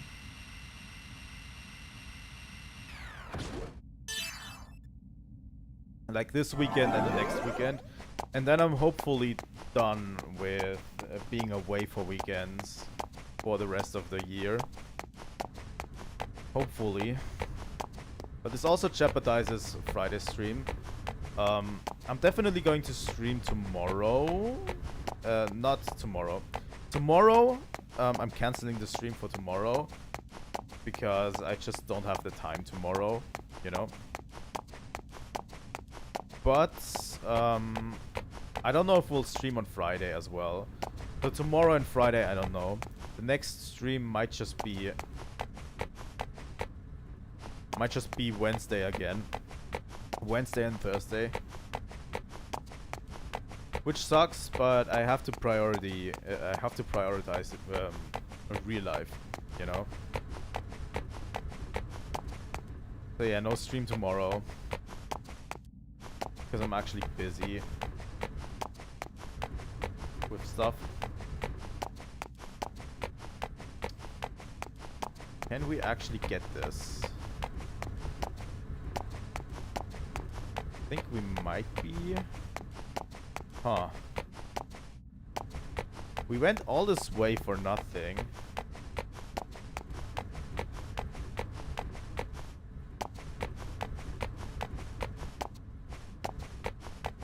Like, literally for nothing. There's literally nothing here.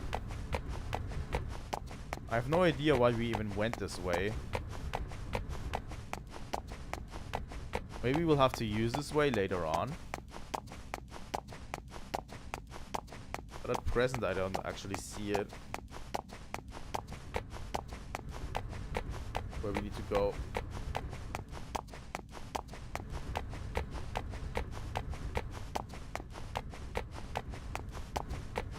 Like, this would have been way easier. Where the fuck is it?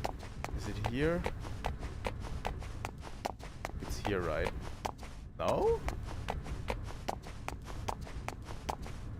And this one's malfunctioning. Oh, god damn it.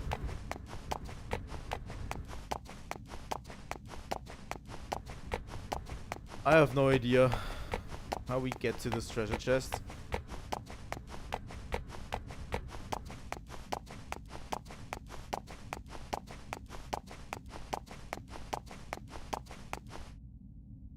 Let's board the ES again and let's take another look. Maybe there's something that I missed. Maybe there's a console somewhere that I missed.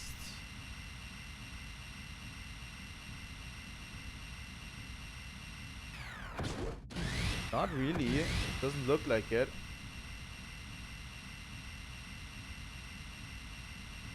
I have no idea why this didn't work.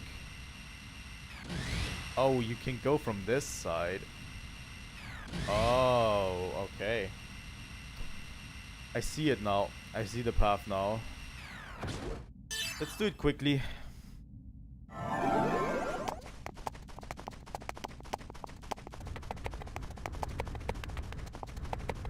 Let's do it very quickly. So yeah, if you go right here, yeah. This is the path to the treasure chest. Life leech. Okay. Okay. Good job.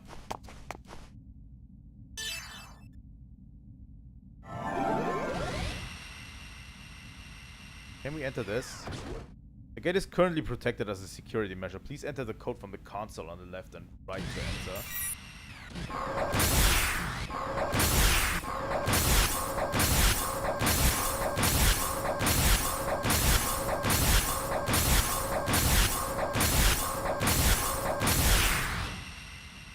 Yep, I'm just going to destroy all of it. That's definitely not it. but I don't care.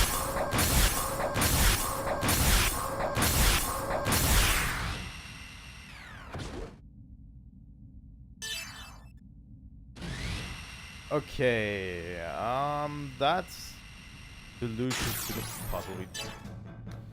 They really give you enemies again. Reset the enemies, which is kind of upsetting to me.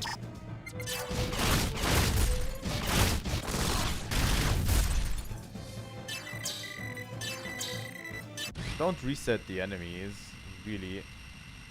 If you want me to do this.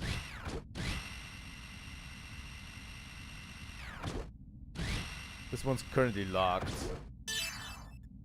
So we'll have to disembark here.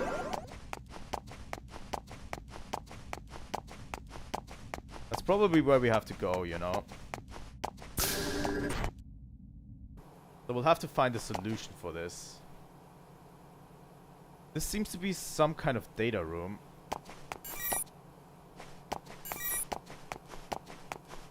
Oh. I get a pretty good puzzle here.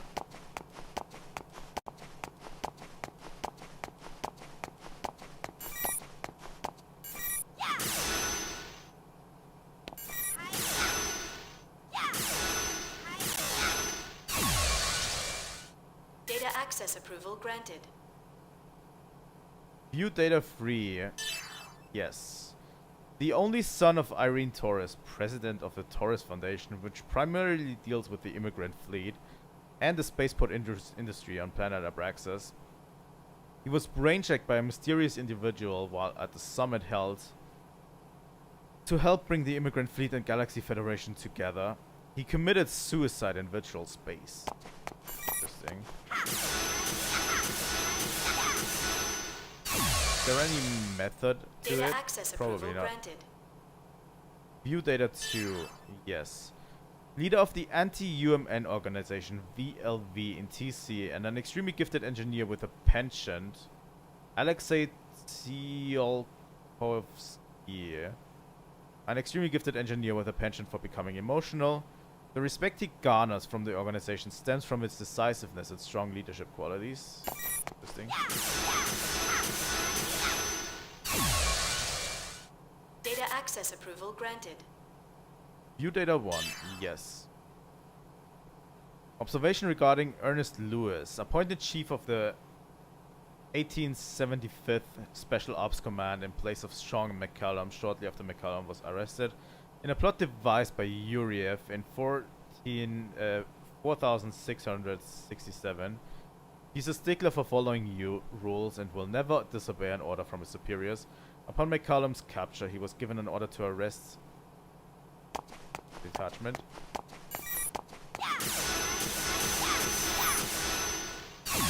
Data 4. Data access approval granted. View data 4. A prototype Realian with the program Gaignun installed. Confidant of Wilhelm and acting server for the data collected by the other Realian running program Gaignun. Stationed through the star cluster.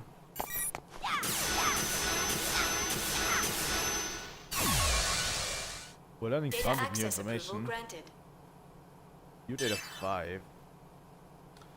Regarding Sean McCallum, chief of the 1875 Federation Police Special Ops Command, he displayed absolute obedience to orders given from headquarters, a fundamentally stubborn man, yet thoughtful in his consideration for his subordinates, especially Jan Sauer. Perhaps it was because he worked for Jan's father.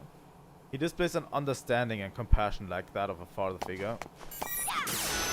Here we go a little bit into CPU's background. Like, all of these characters are Data probably access important to approval this. granted. Data 6. Government issue Galaxy Federation made secretary type android stationed as a Dmitry Yuryev's assistant. An existence like so an android god damn it.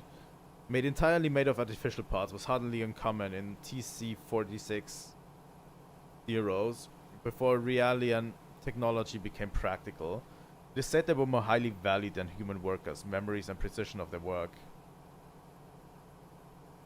Type of a variety of external appearances were made to suit the needs of various applicants. As the secretary type Zora was made in a female form, although that sexist way of thinking was met with more than a few complaints. Oh, interesting. I mean, I probably don't think Dimitri Yuriev doesn't care about sexism. Data access approval granted. View data 7. Temporary representative of the planet Abraxas, Arkansas during the late TC 4600s. Amidst a climate of reconciliatory policies between the Immigrant Fleet and Galaxy Federation, he was suspected of controlling a far right-wing organization in favor of the Federation.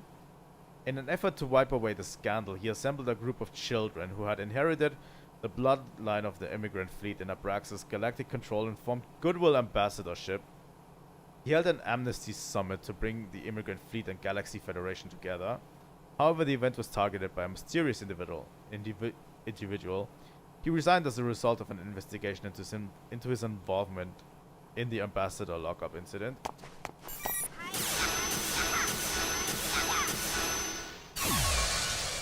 Number 8. Data access approval granted. It's basically retelling the story of Siggy, you know. Skilled operator, Mikhail Ortman, skilled operator for the Federation Police Special Ops Command. He was well versed in all things regarding the UMN and other networks. He supported the Special Investigations Unit from the outside. As they dove into virtual space within the UMN, he was killed in line of duty, a victim of brain jacking while on the case.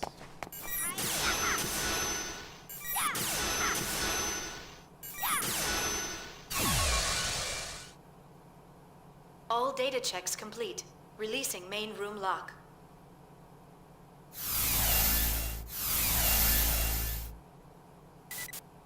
Data access approval granted. View data 9. Sure.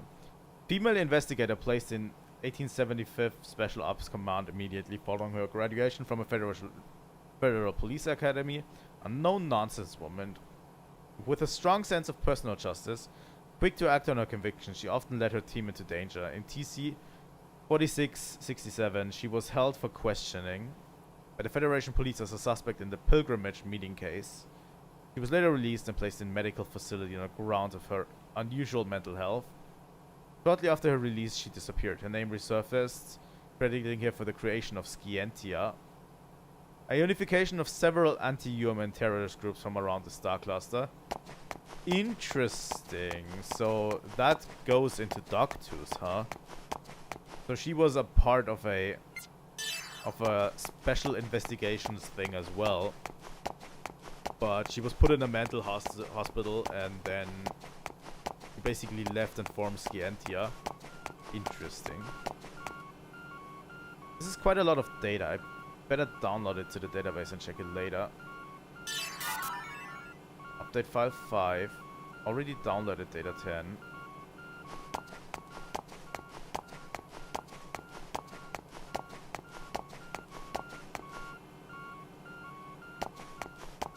That's data 10.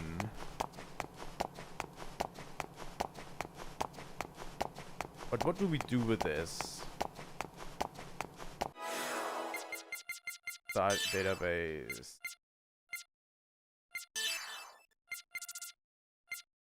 We have almost a full database. Holy shit.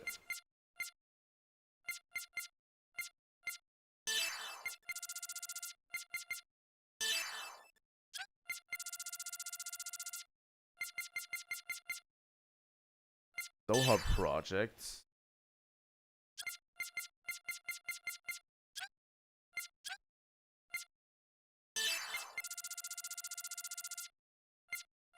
Story. Mission conflict report.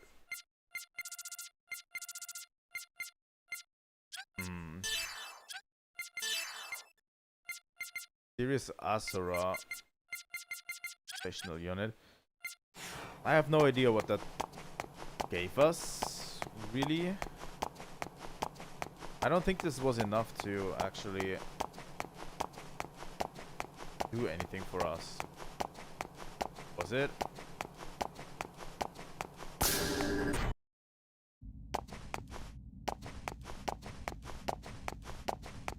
I'm not sure if this gave us enough information.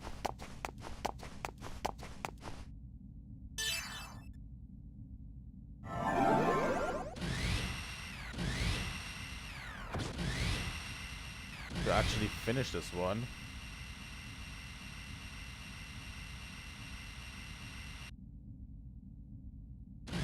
Unless the data file 10 special items. Do we have update files in here? Update file 10 updates terms related to weapons.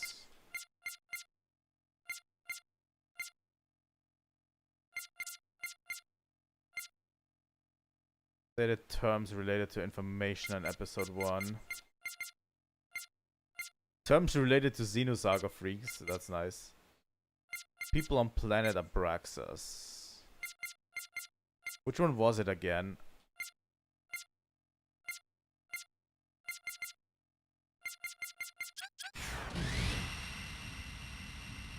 I honestly don't remember.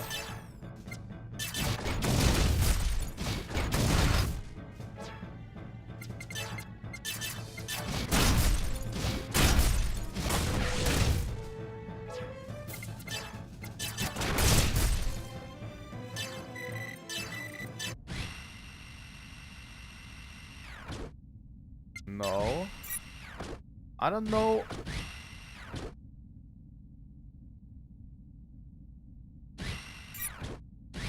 What could the code for this be? I have no idea.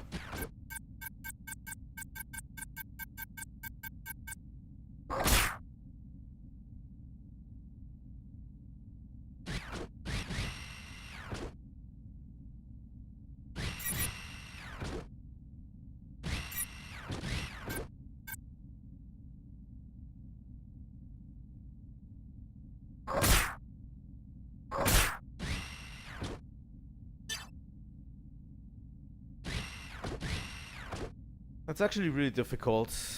Let me quickly ask my phone, because I don't know. I just want a small hint of where I can find it.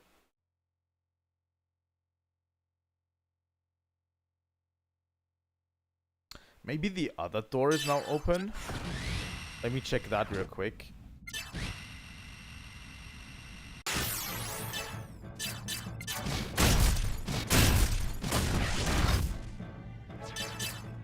Let me check real quick, because I'm not going to check my phone. Because maybe the other door is now open that we have level 10 security access, right? We should have level 10 security access right now. So maybe the door on the other side is open.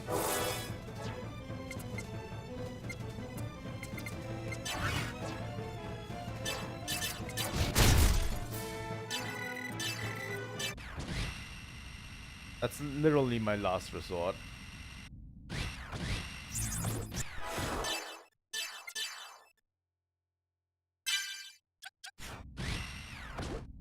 There we go. Can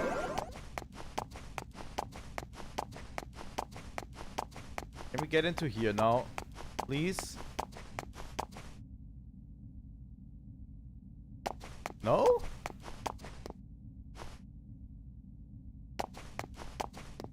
Okay, I'm going to look this up.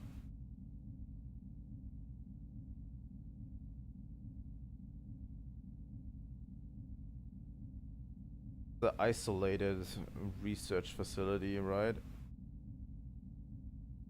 Just where I can find the clue.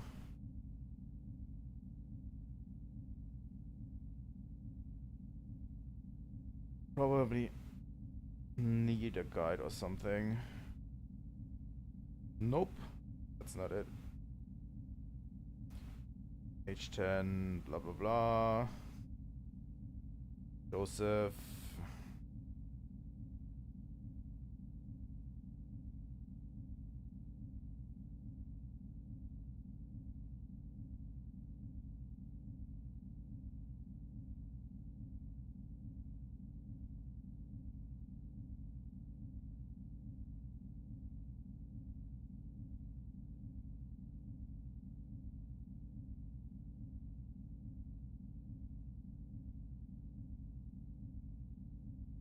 Isolated research facility. Console to get a nice little addition.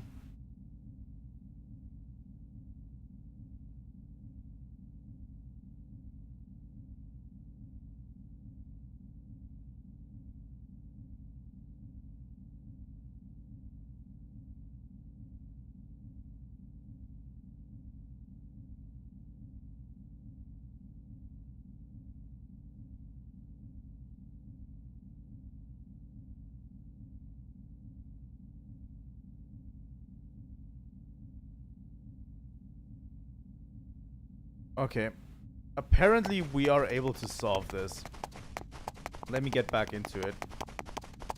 I might be slightly stupid, so bear with me for a second. Bear with me for a second.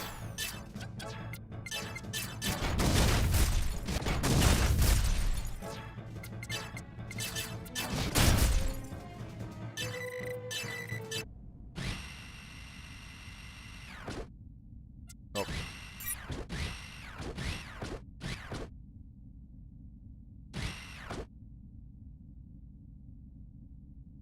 Okay, I see it now. I see it now. Look how above the door there is actually something that we can see here, right? I didn't see it before, but this one, right?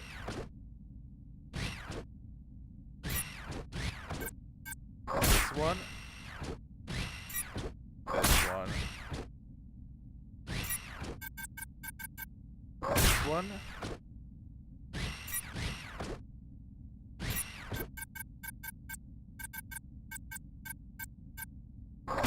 Like, I really was looking for an outside solution, but I didn't need to. This one and this one, right?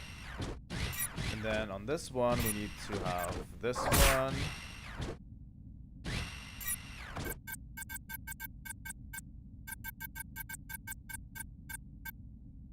This one. This one.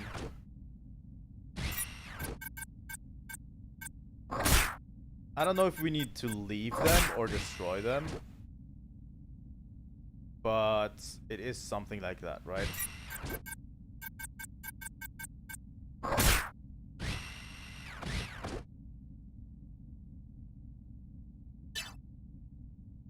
Okay, we probably need to leave them then.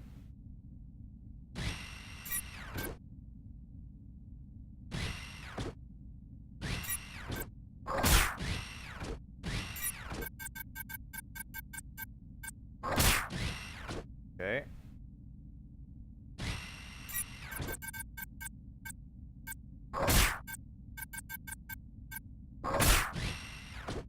This one. And the one on the right. This one, okay. And then the other one, where we need to remove more.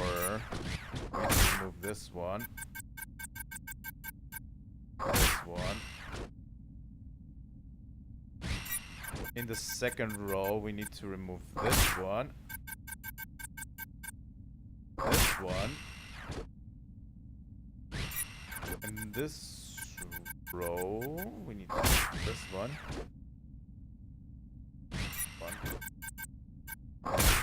Fuck, I did it wrong. Ah. Sucks. So this one and this one, right? And then we go for this one.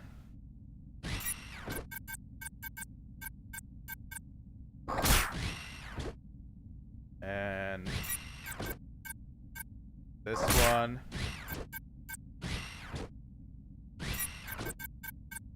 This one. And up there, this one and this one, right? That should be enough for this area. And destroy this one.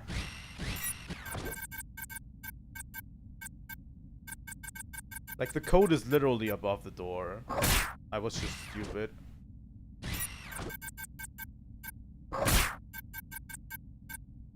There you go. And...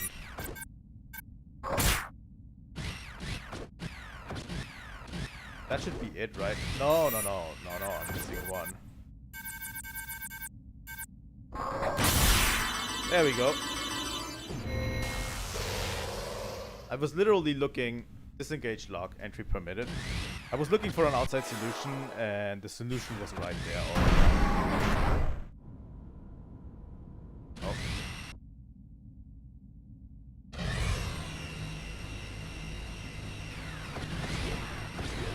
What is this place?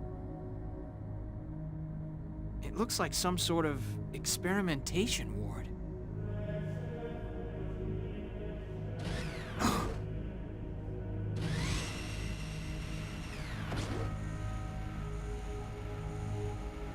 Oh, look. If you're here, that must mean Pellegrini is dead. You killed your former love, yet you still live on. I'll compliment your tenacity, Uzuki. I could say the same to you, Colonel.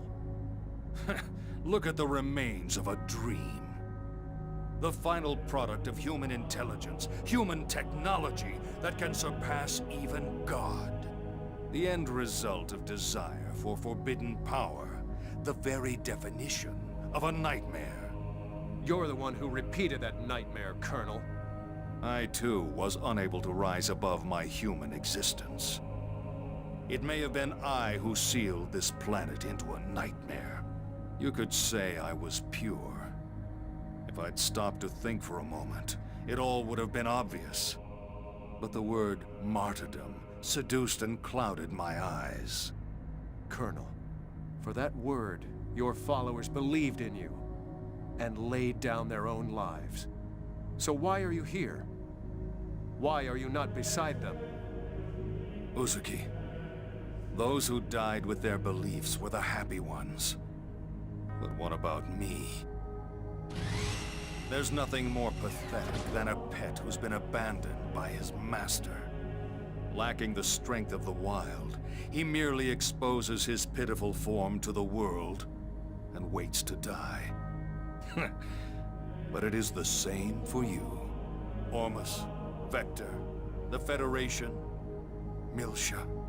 All of them were nothing but actors for the one objective. What does the term People of Zohar mean for us now? We're just fools made to dance to a tune of lies. Why do you still fight us if you know that?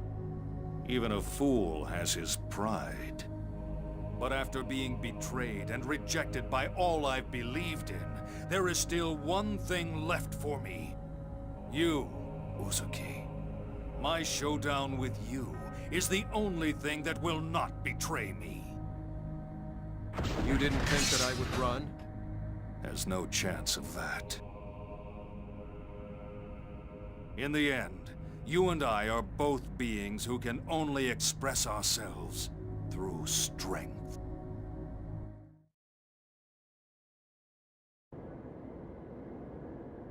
You were able to kill Pellegrini, and I'm sure that you'll be able to satisfy me as well. Jin Uzuki.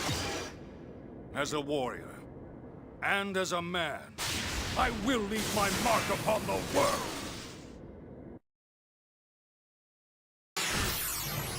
Here we go. E.S. Levi. This is Margulis' last stand. He has lost everything that he believes in.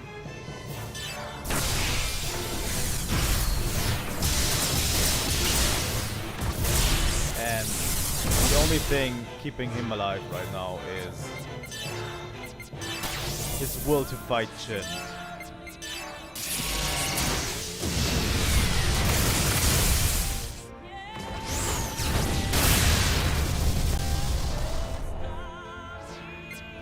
You know,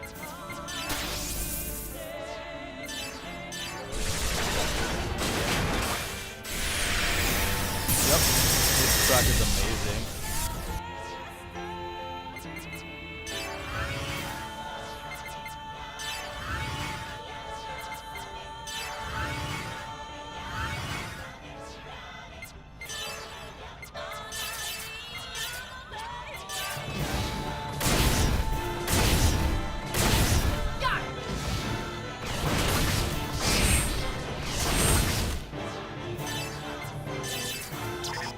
We should be in a position where we don't have to worry about him at this point, but still.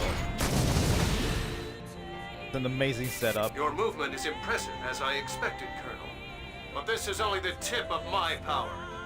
You always have something to say. Let's see how much you can talk once you've tasted my blade.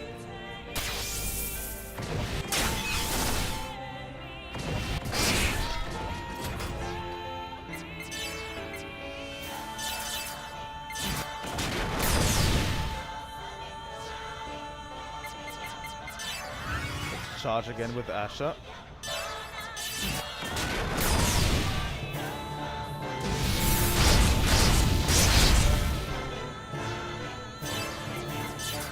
Honestly, we fought worse. He does have quite a bit of health. I think it's 800,000. But still.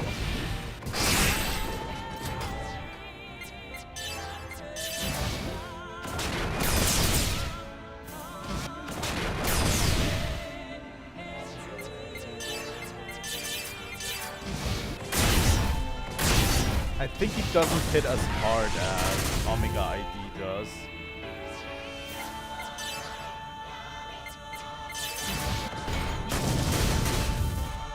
You know?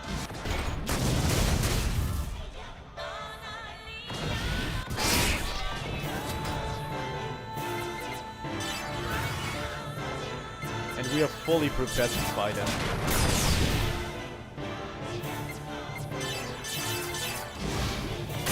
Come on. No mercy!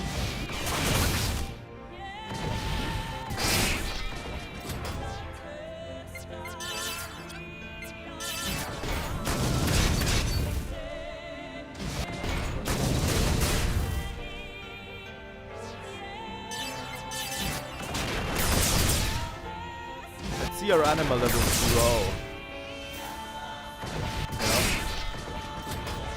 He definitely goes more up a Jin in this form.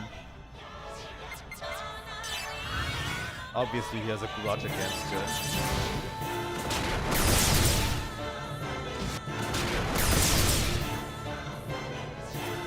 Honestly, I really love how well they are utilizing music, you know, in this game.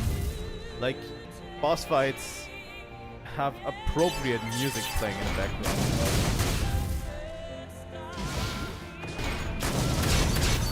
They've come a long way from Xenosaga 1 and 2.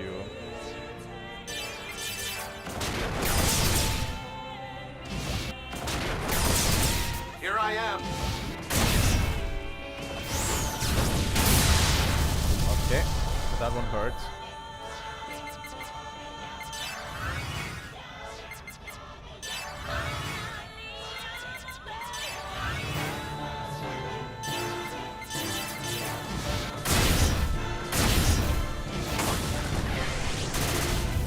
Only gaining slow anima, honestly.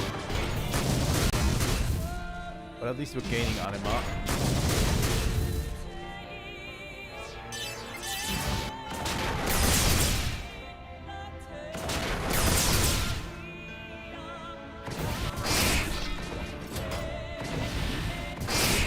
Wow. We went up the gym double time.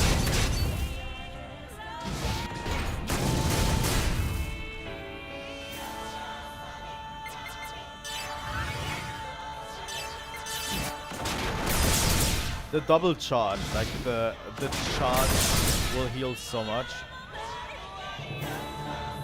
I think the triangles mean that it halves damage from these types of attacks. And X means it nullifies it. So yeah, he's cast a aura on him that halves every type of attack on him. It seems to be doing less damage on him now than he did. So that's basically what this means. You know?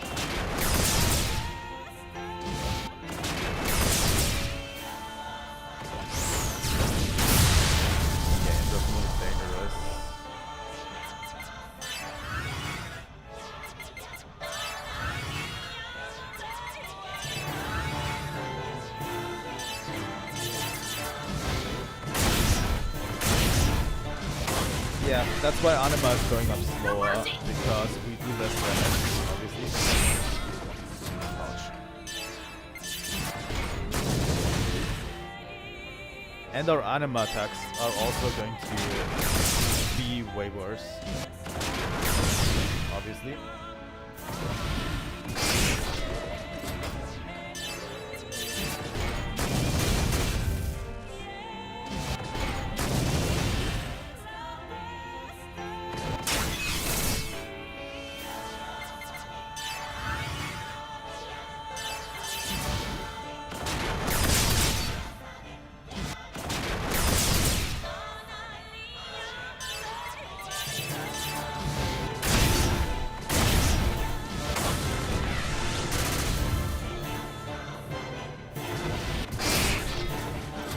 Definitely will attack Shin more than the others.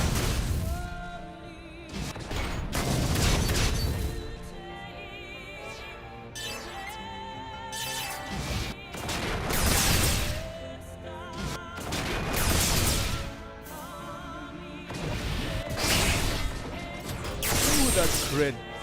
Ouch. That actually hurt quite a bit.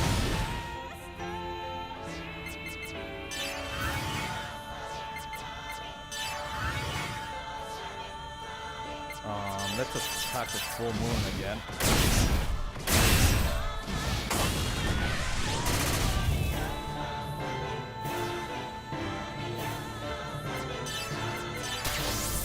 Boost Anima level 3. This should do also less damage. Yeah, this only is 38k. Special attacks cause cracks to appear in the Vajra armor. Oh, okay. Didn't know this was a thing. That special attacks actually do more damage.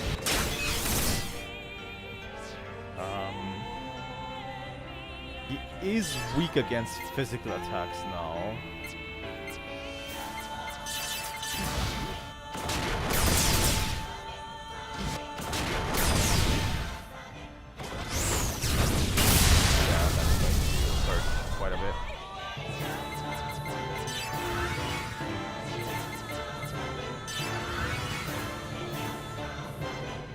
Turns to explosion.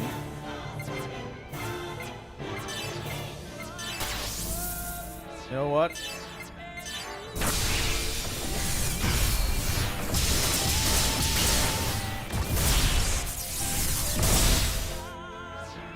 Special attacks cause cracks that appear in Vajra armor.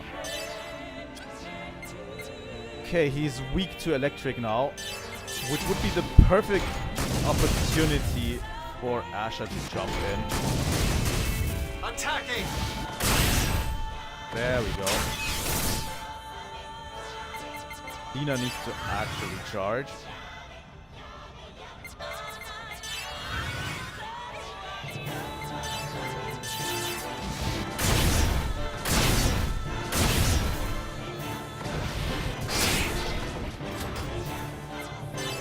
Okay.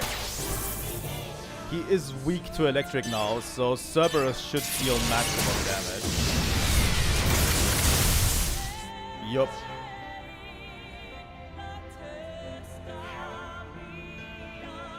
Okay, he is now weak against fire attacks.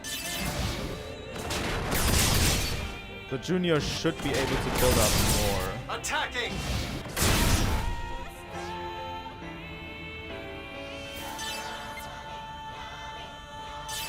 You know, we basically switched him over from being strong against certain elements to being weak against certain elements. Attacking! Locked on.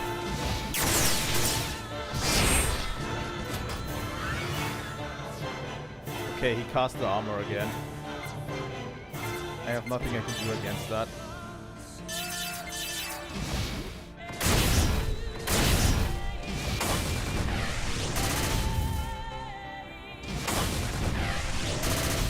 No mercy! We'll just have to use our special and be a little bit good about this. How many times have we crossed swords now, Colonel? I'll make this our last battle. I know all your pathetic techniques. That's not great. Anima Awakening is really not great. We'll definitely have to charge everyone, so he doesn't kill us.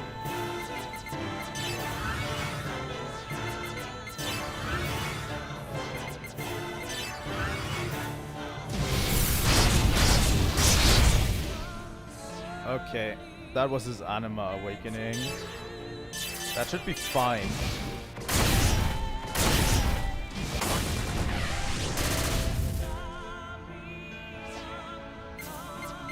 Asha is going to heal. And I'm going to use Anima level 1 and Arfang.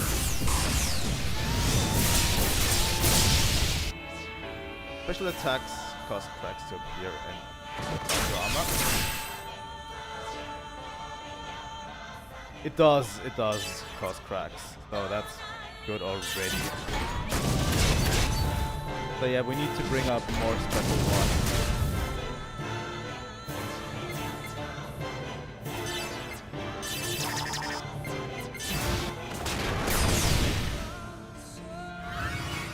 Speed, evasion, and accuracy increased.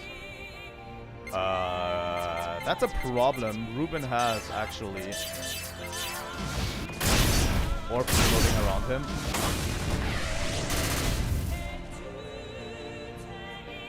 That will explode eventually.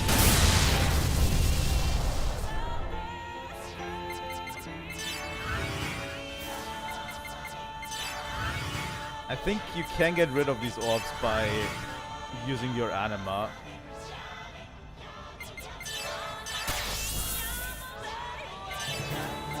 So let's do Iron Blade.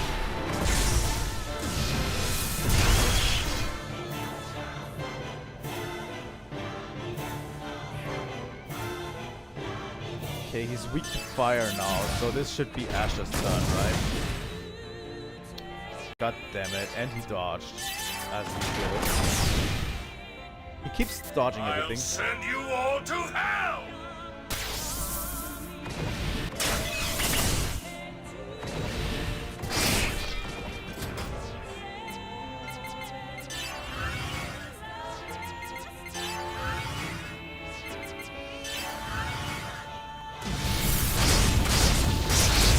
God damn it, he killed Jin. I must. That's not great.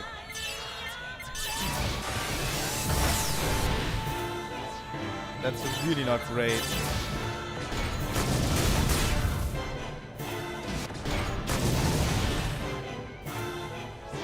The problem is his turn was happening before Jin could act. So, you know.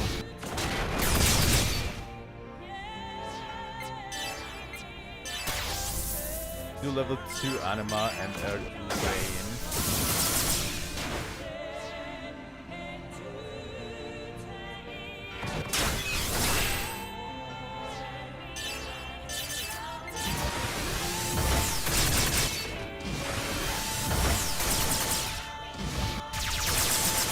Got it! Locked on.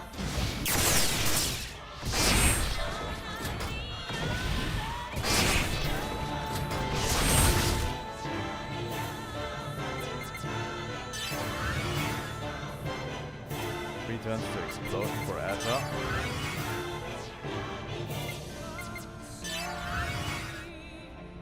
Two turns to explosion.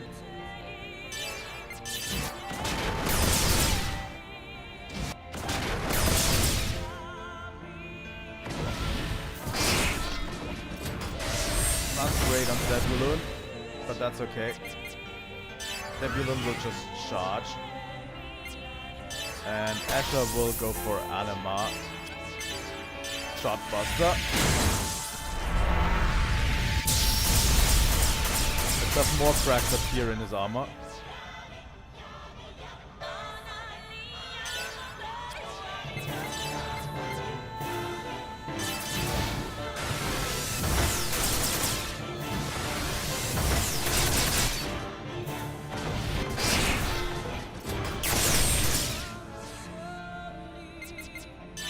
Dina can charge at this point.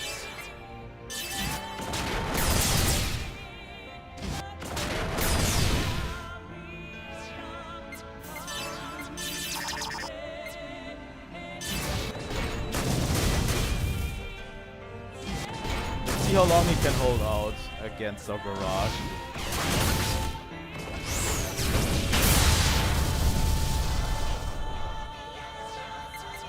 A little bit sad that Jin is gone.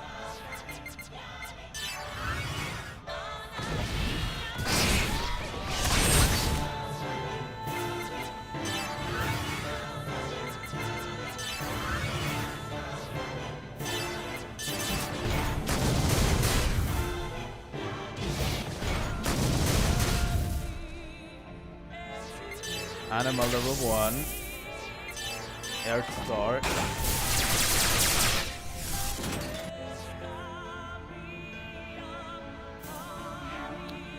Not long until Batra armor completely breaks, so we're going for Dina Arfang as well.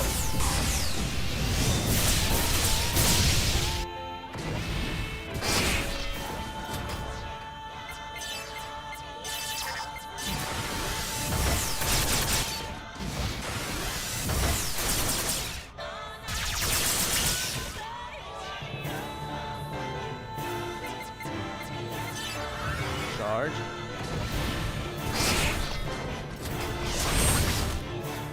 You know what? We're going to risk it. Level 1 Anima, Shotbuster. Please kill. There it is! Ah, we got him.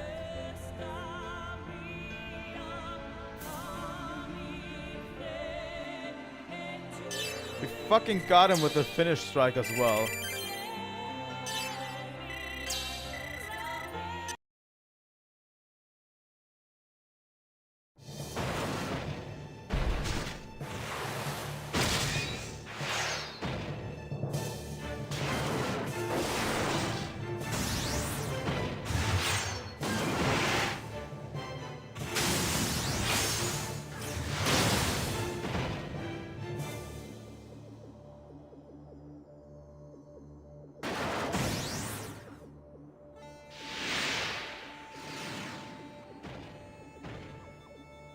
Well.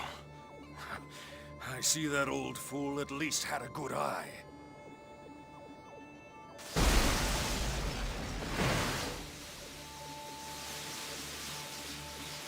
Jin, you are exceptional. But your strength means that you will always be alone in this world. You've cast aside the few people who understood you by your own hands. Now, there is no one left who understands you. Marculus. Very interesting. Now let's begin once again. Give up, Marculus! No, never! It's all right. This is my wish. I have lived to settle the score with you. At this moment, I am not going to lose to you!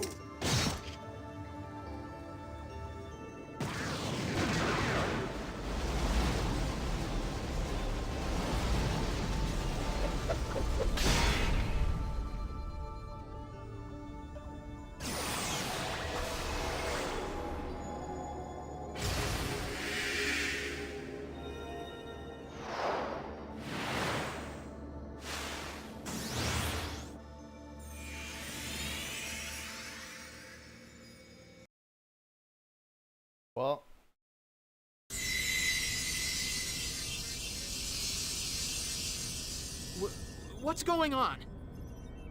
My pendant. Hey, what's going on? It's calling me.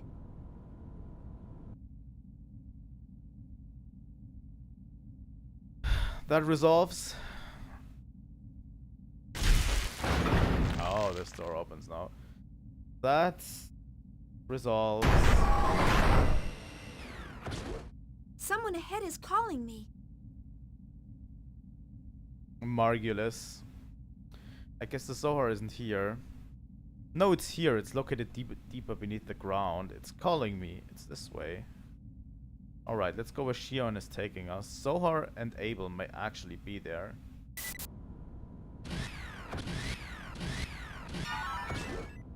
Special item acquired, Margulis sword. Jin learned the special attack, Lightning Waltz. What can we do on this? But yeah, this resolves the...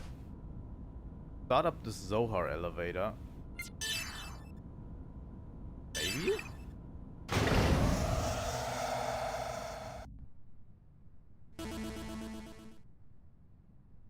Oh.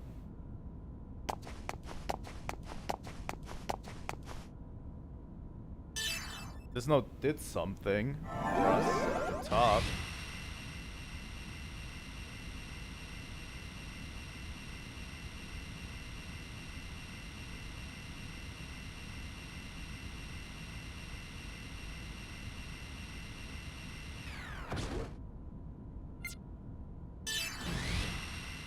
But yeah, it's a little bit unclear from the cutscene itself, but in the end, Margulis didn't want to give up himself to Jin, you know.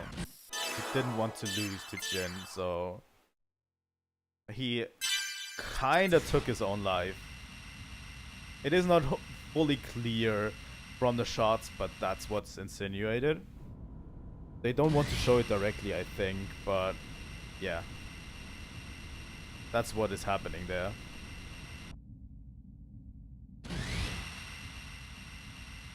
Like, it's literally his last way of reclaiming control over Jin. And he did it. Rest in peace, Margulis.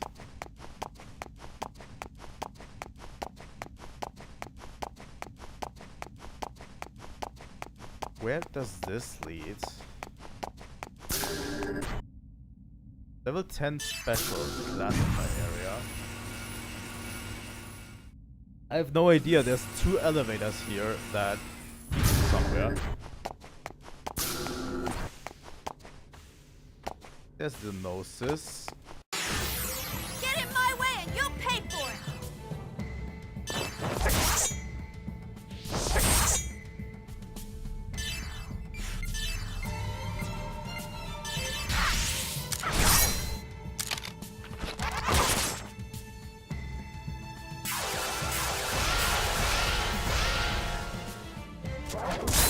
Relatively towards the end. Oh my god.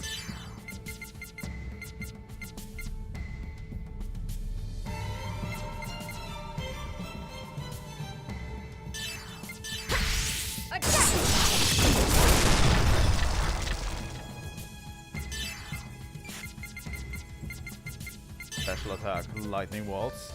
Single massive lightning attack. Okay.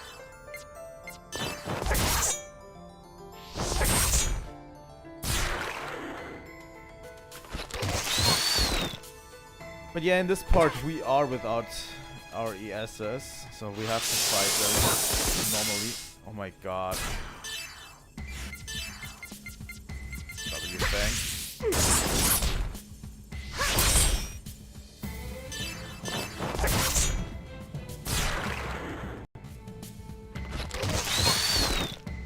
He saw. What? Do you have a saw in the back?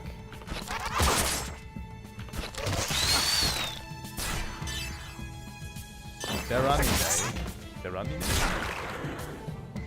It's called. Interesting. There's still something about the combat that I don't fully grasp yet. I have no idea what it is. But with regular people, the combat for me is infinitely harder than it is with the ESs.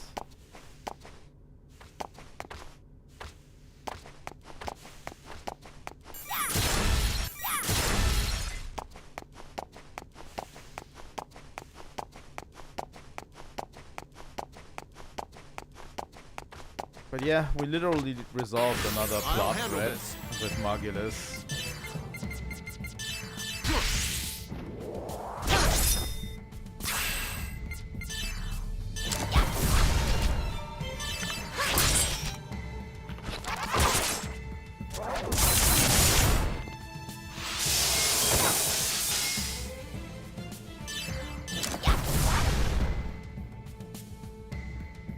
Wow. Jin and Xion will get crystallized. I'm going to use lightning waltz. Oh, he uses both swords in lightning waltz. That's actually a pretty cool touch. He uses his own sword and Margulis' sword.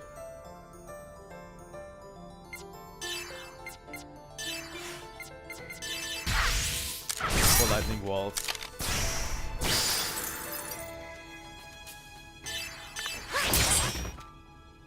That's a really cool touch. Yup. Only KOS-MOS.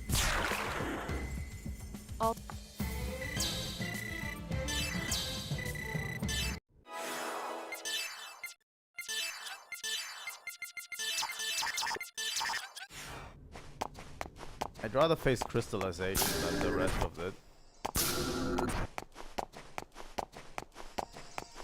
What's this control room?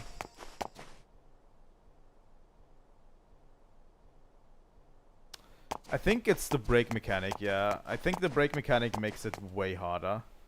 Disengage the shelter barricade.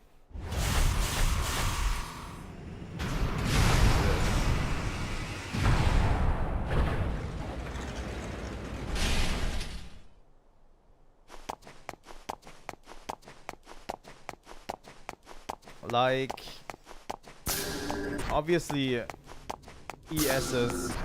all ES bosses so far have been way easier than human bosses and regular fights too.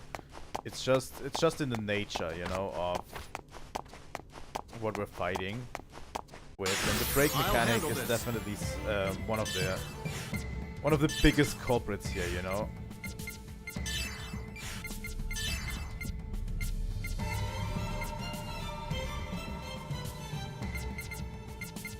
Medium physical attack.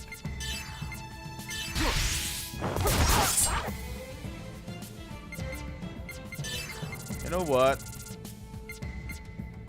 Since we have it, why not use Dark Kaiser?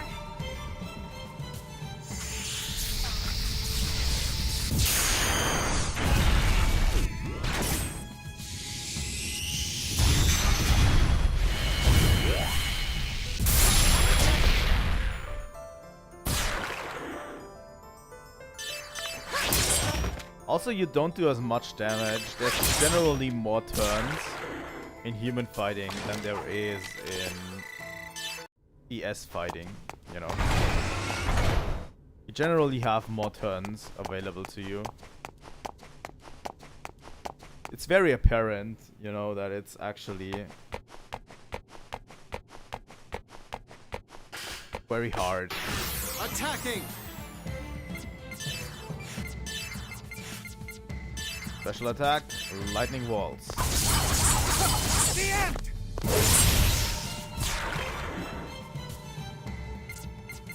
Like, for example, if I go for Xion, the best thing to do is probably attack them with an ether attack. I don't have that many options, you know, available. Everything uses ether points. Everything you use uses ether points. You know, can break the enemy, but then you have to actually use up ether points.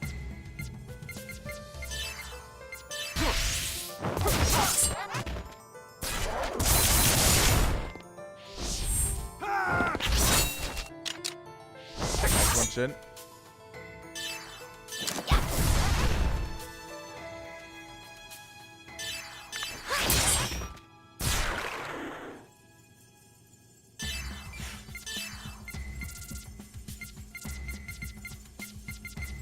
Like, if I keep using KOS-MOS to stop you, Bang, I can break enemies relatively easily, but she doesn't have that many ether points, and it costs 12, you know? So we have to be really careful about this. About what we use. I think, by the way, you can buy ether packs now, which might be a good idea for us to do.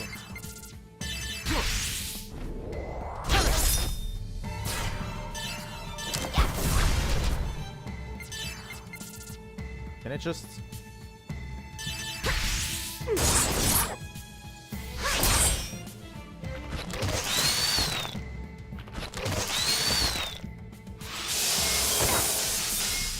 But yeah, I haven't really found a way to really nullify Break except Shion's ability that costs a ton of points to do, you know? Like, Break is always a looming thing, and enemies can really... if they want to, they can stagger you into Break pretty heavily. They all attack one person, you know?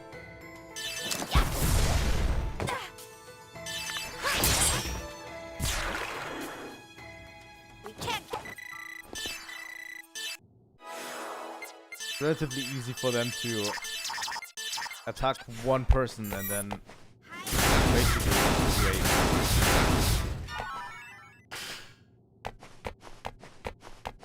And especially around here, there's tons of Gnosis enemies like this.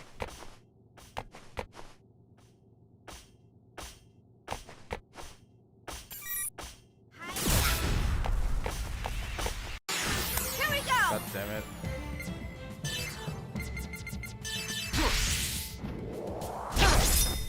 Dark Knight is actually a pretty good one.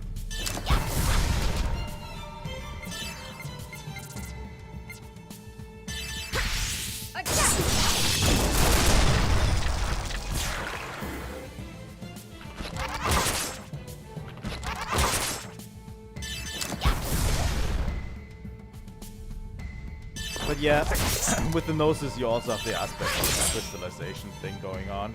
You need to actually watch out that not all three of you get crystallized. That's another thing. I think that would be an automatic loss if all three got crystallized. You know. It's just a scratch. Yeah, back attacks seem like they should do more, you know? Especially since they are so crucial to it.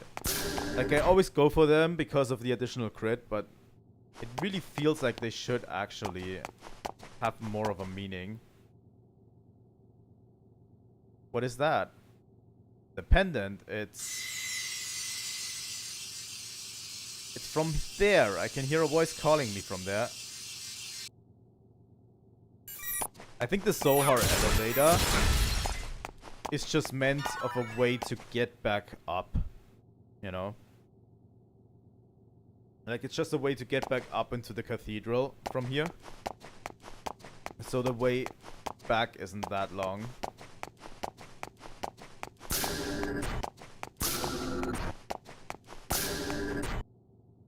You know? I hope the Gnosis didn't respawn. That would suck.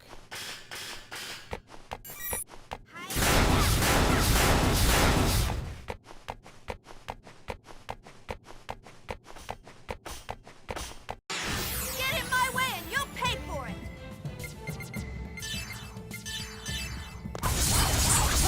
The end! So I'm actually lucky I took the right path instantly.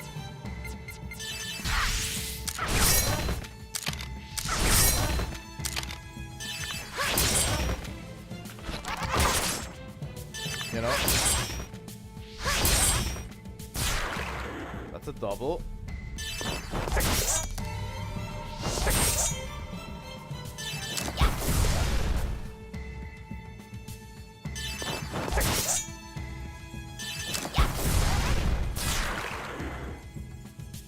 That's fine. We'll probably end pretty soon. You know. At least we're getting some ether packs back.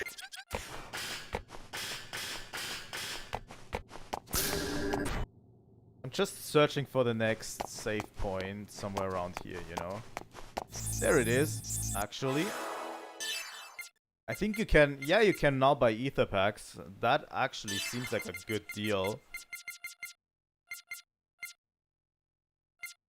They've been kind of keeping off on you being able to buy ether packs because they are kind of broken. But you can buy now a ton of upgrades. So we don't have to worry as much about ether, honestly. Do we have new equipment? Usually every time we get something like this, we get new equipment, right? Probably not. Nope.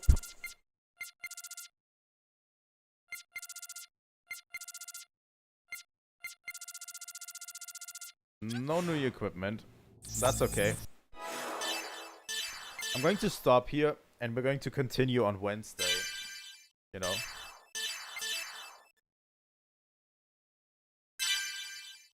So yeah, we'll continue from this point on Wednesday. And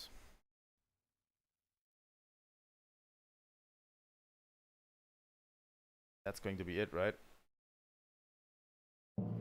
But yeah, we are in the final stretches. We did tons of stuff today. We went after, what was it called? Omega ID. We got Dark Kaiser. We tried out Kaiser Sigma fight. We got kind of clapped by Kaiser Sigma, not gonna lie.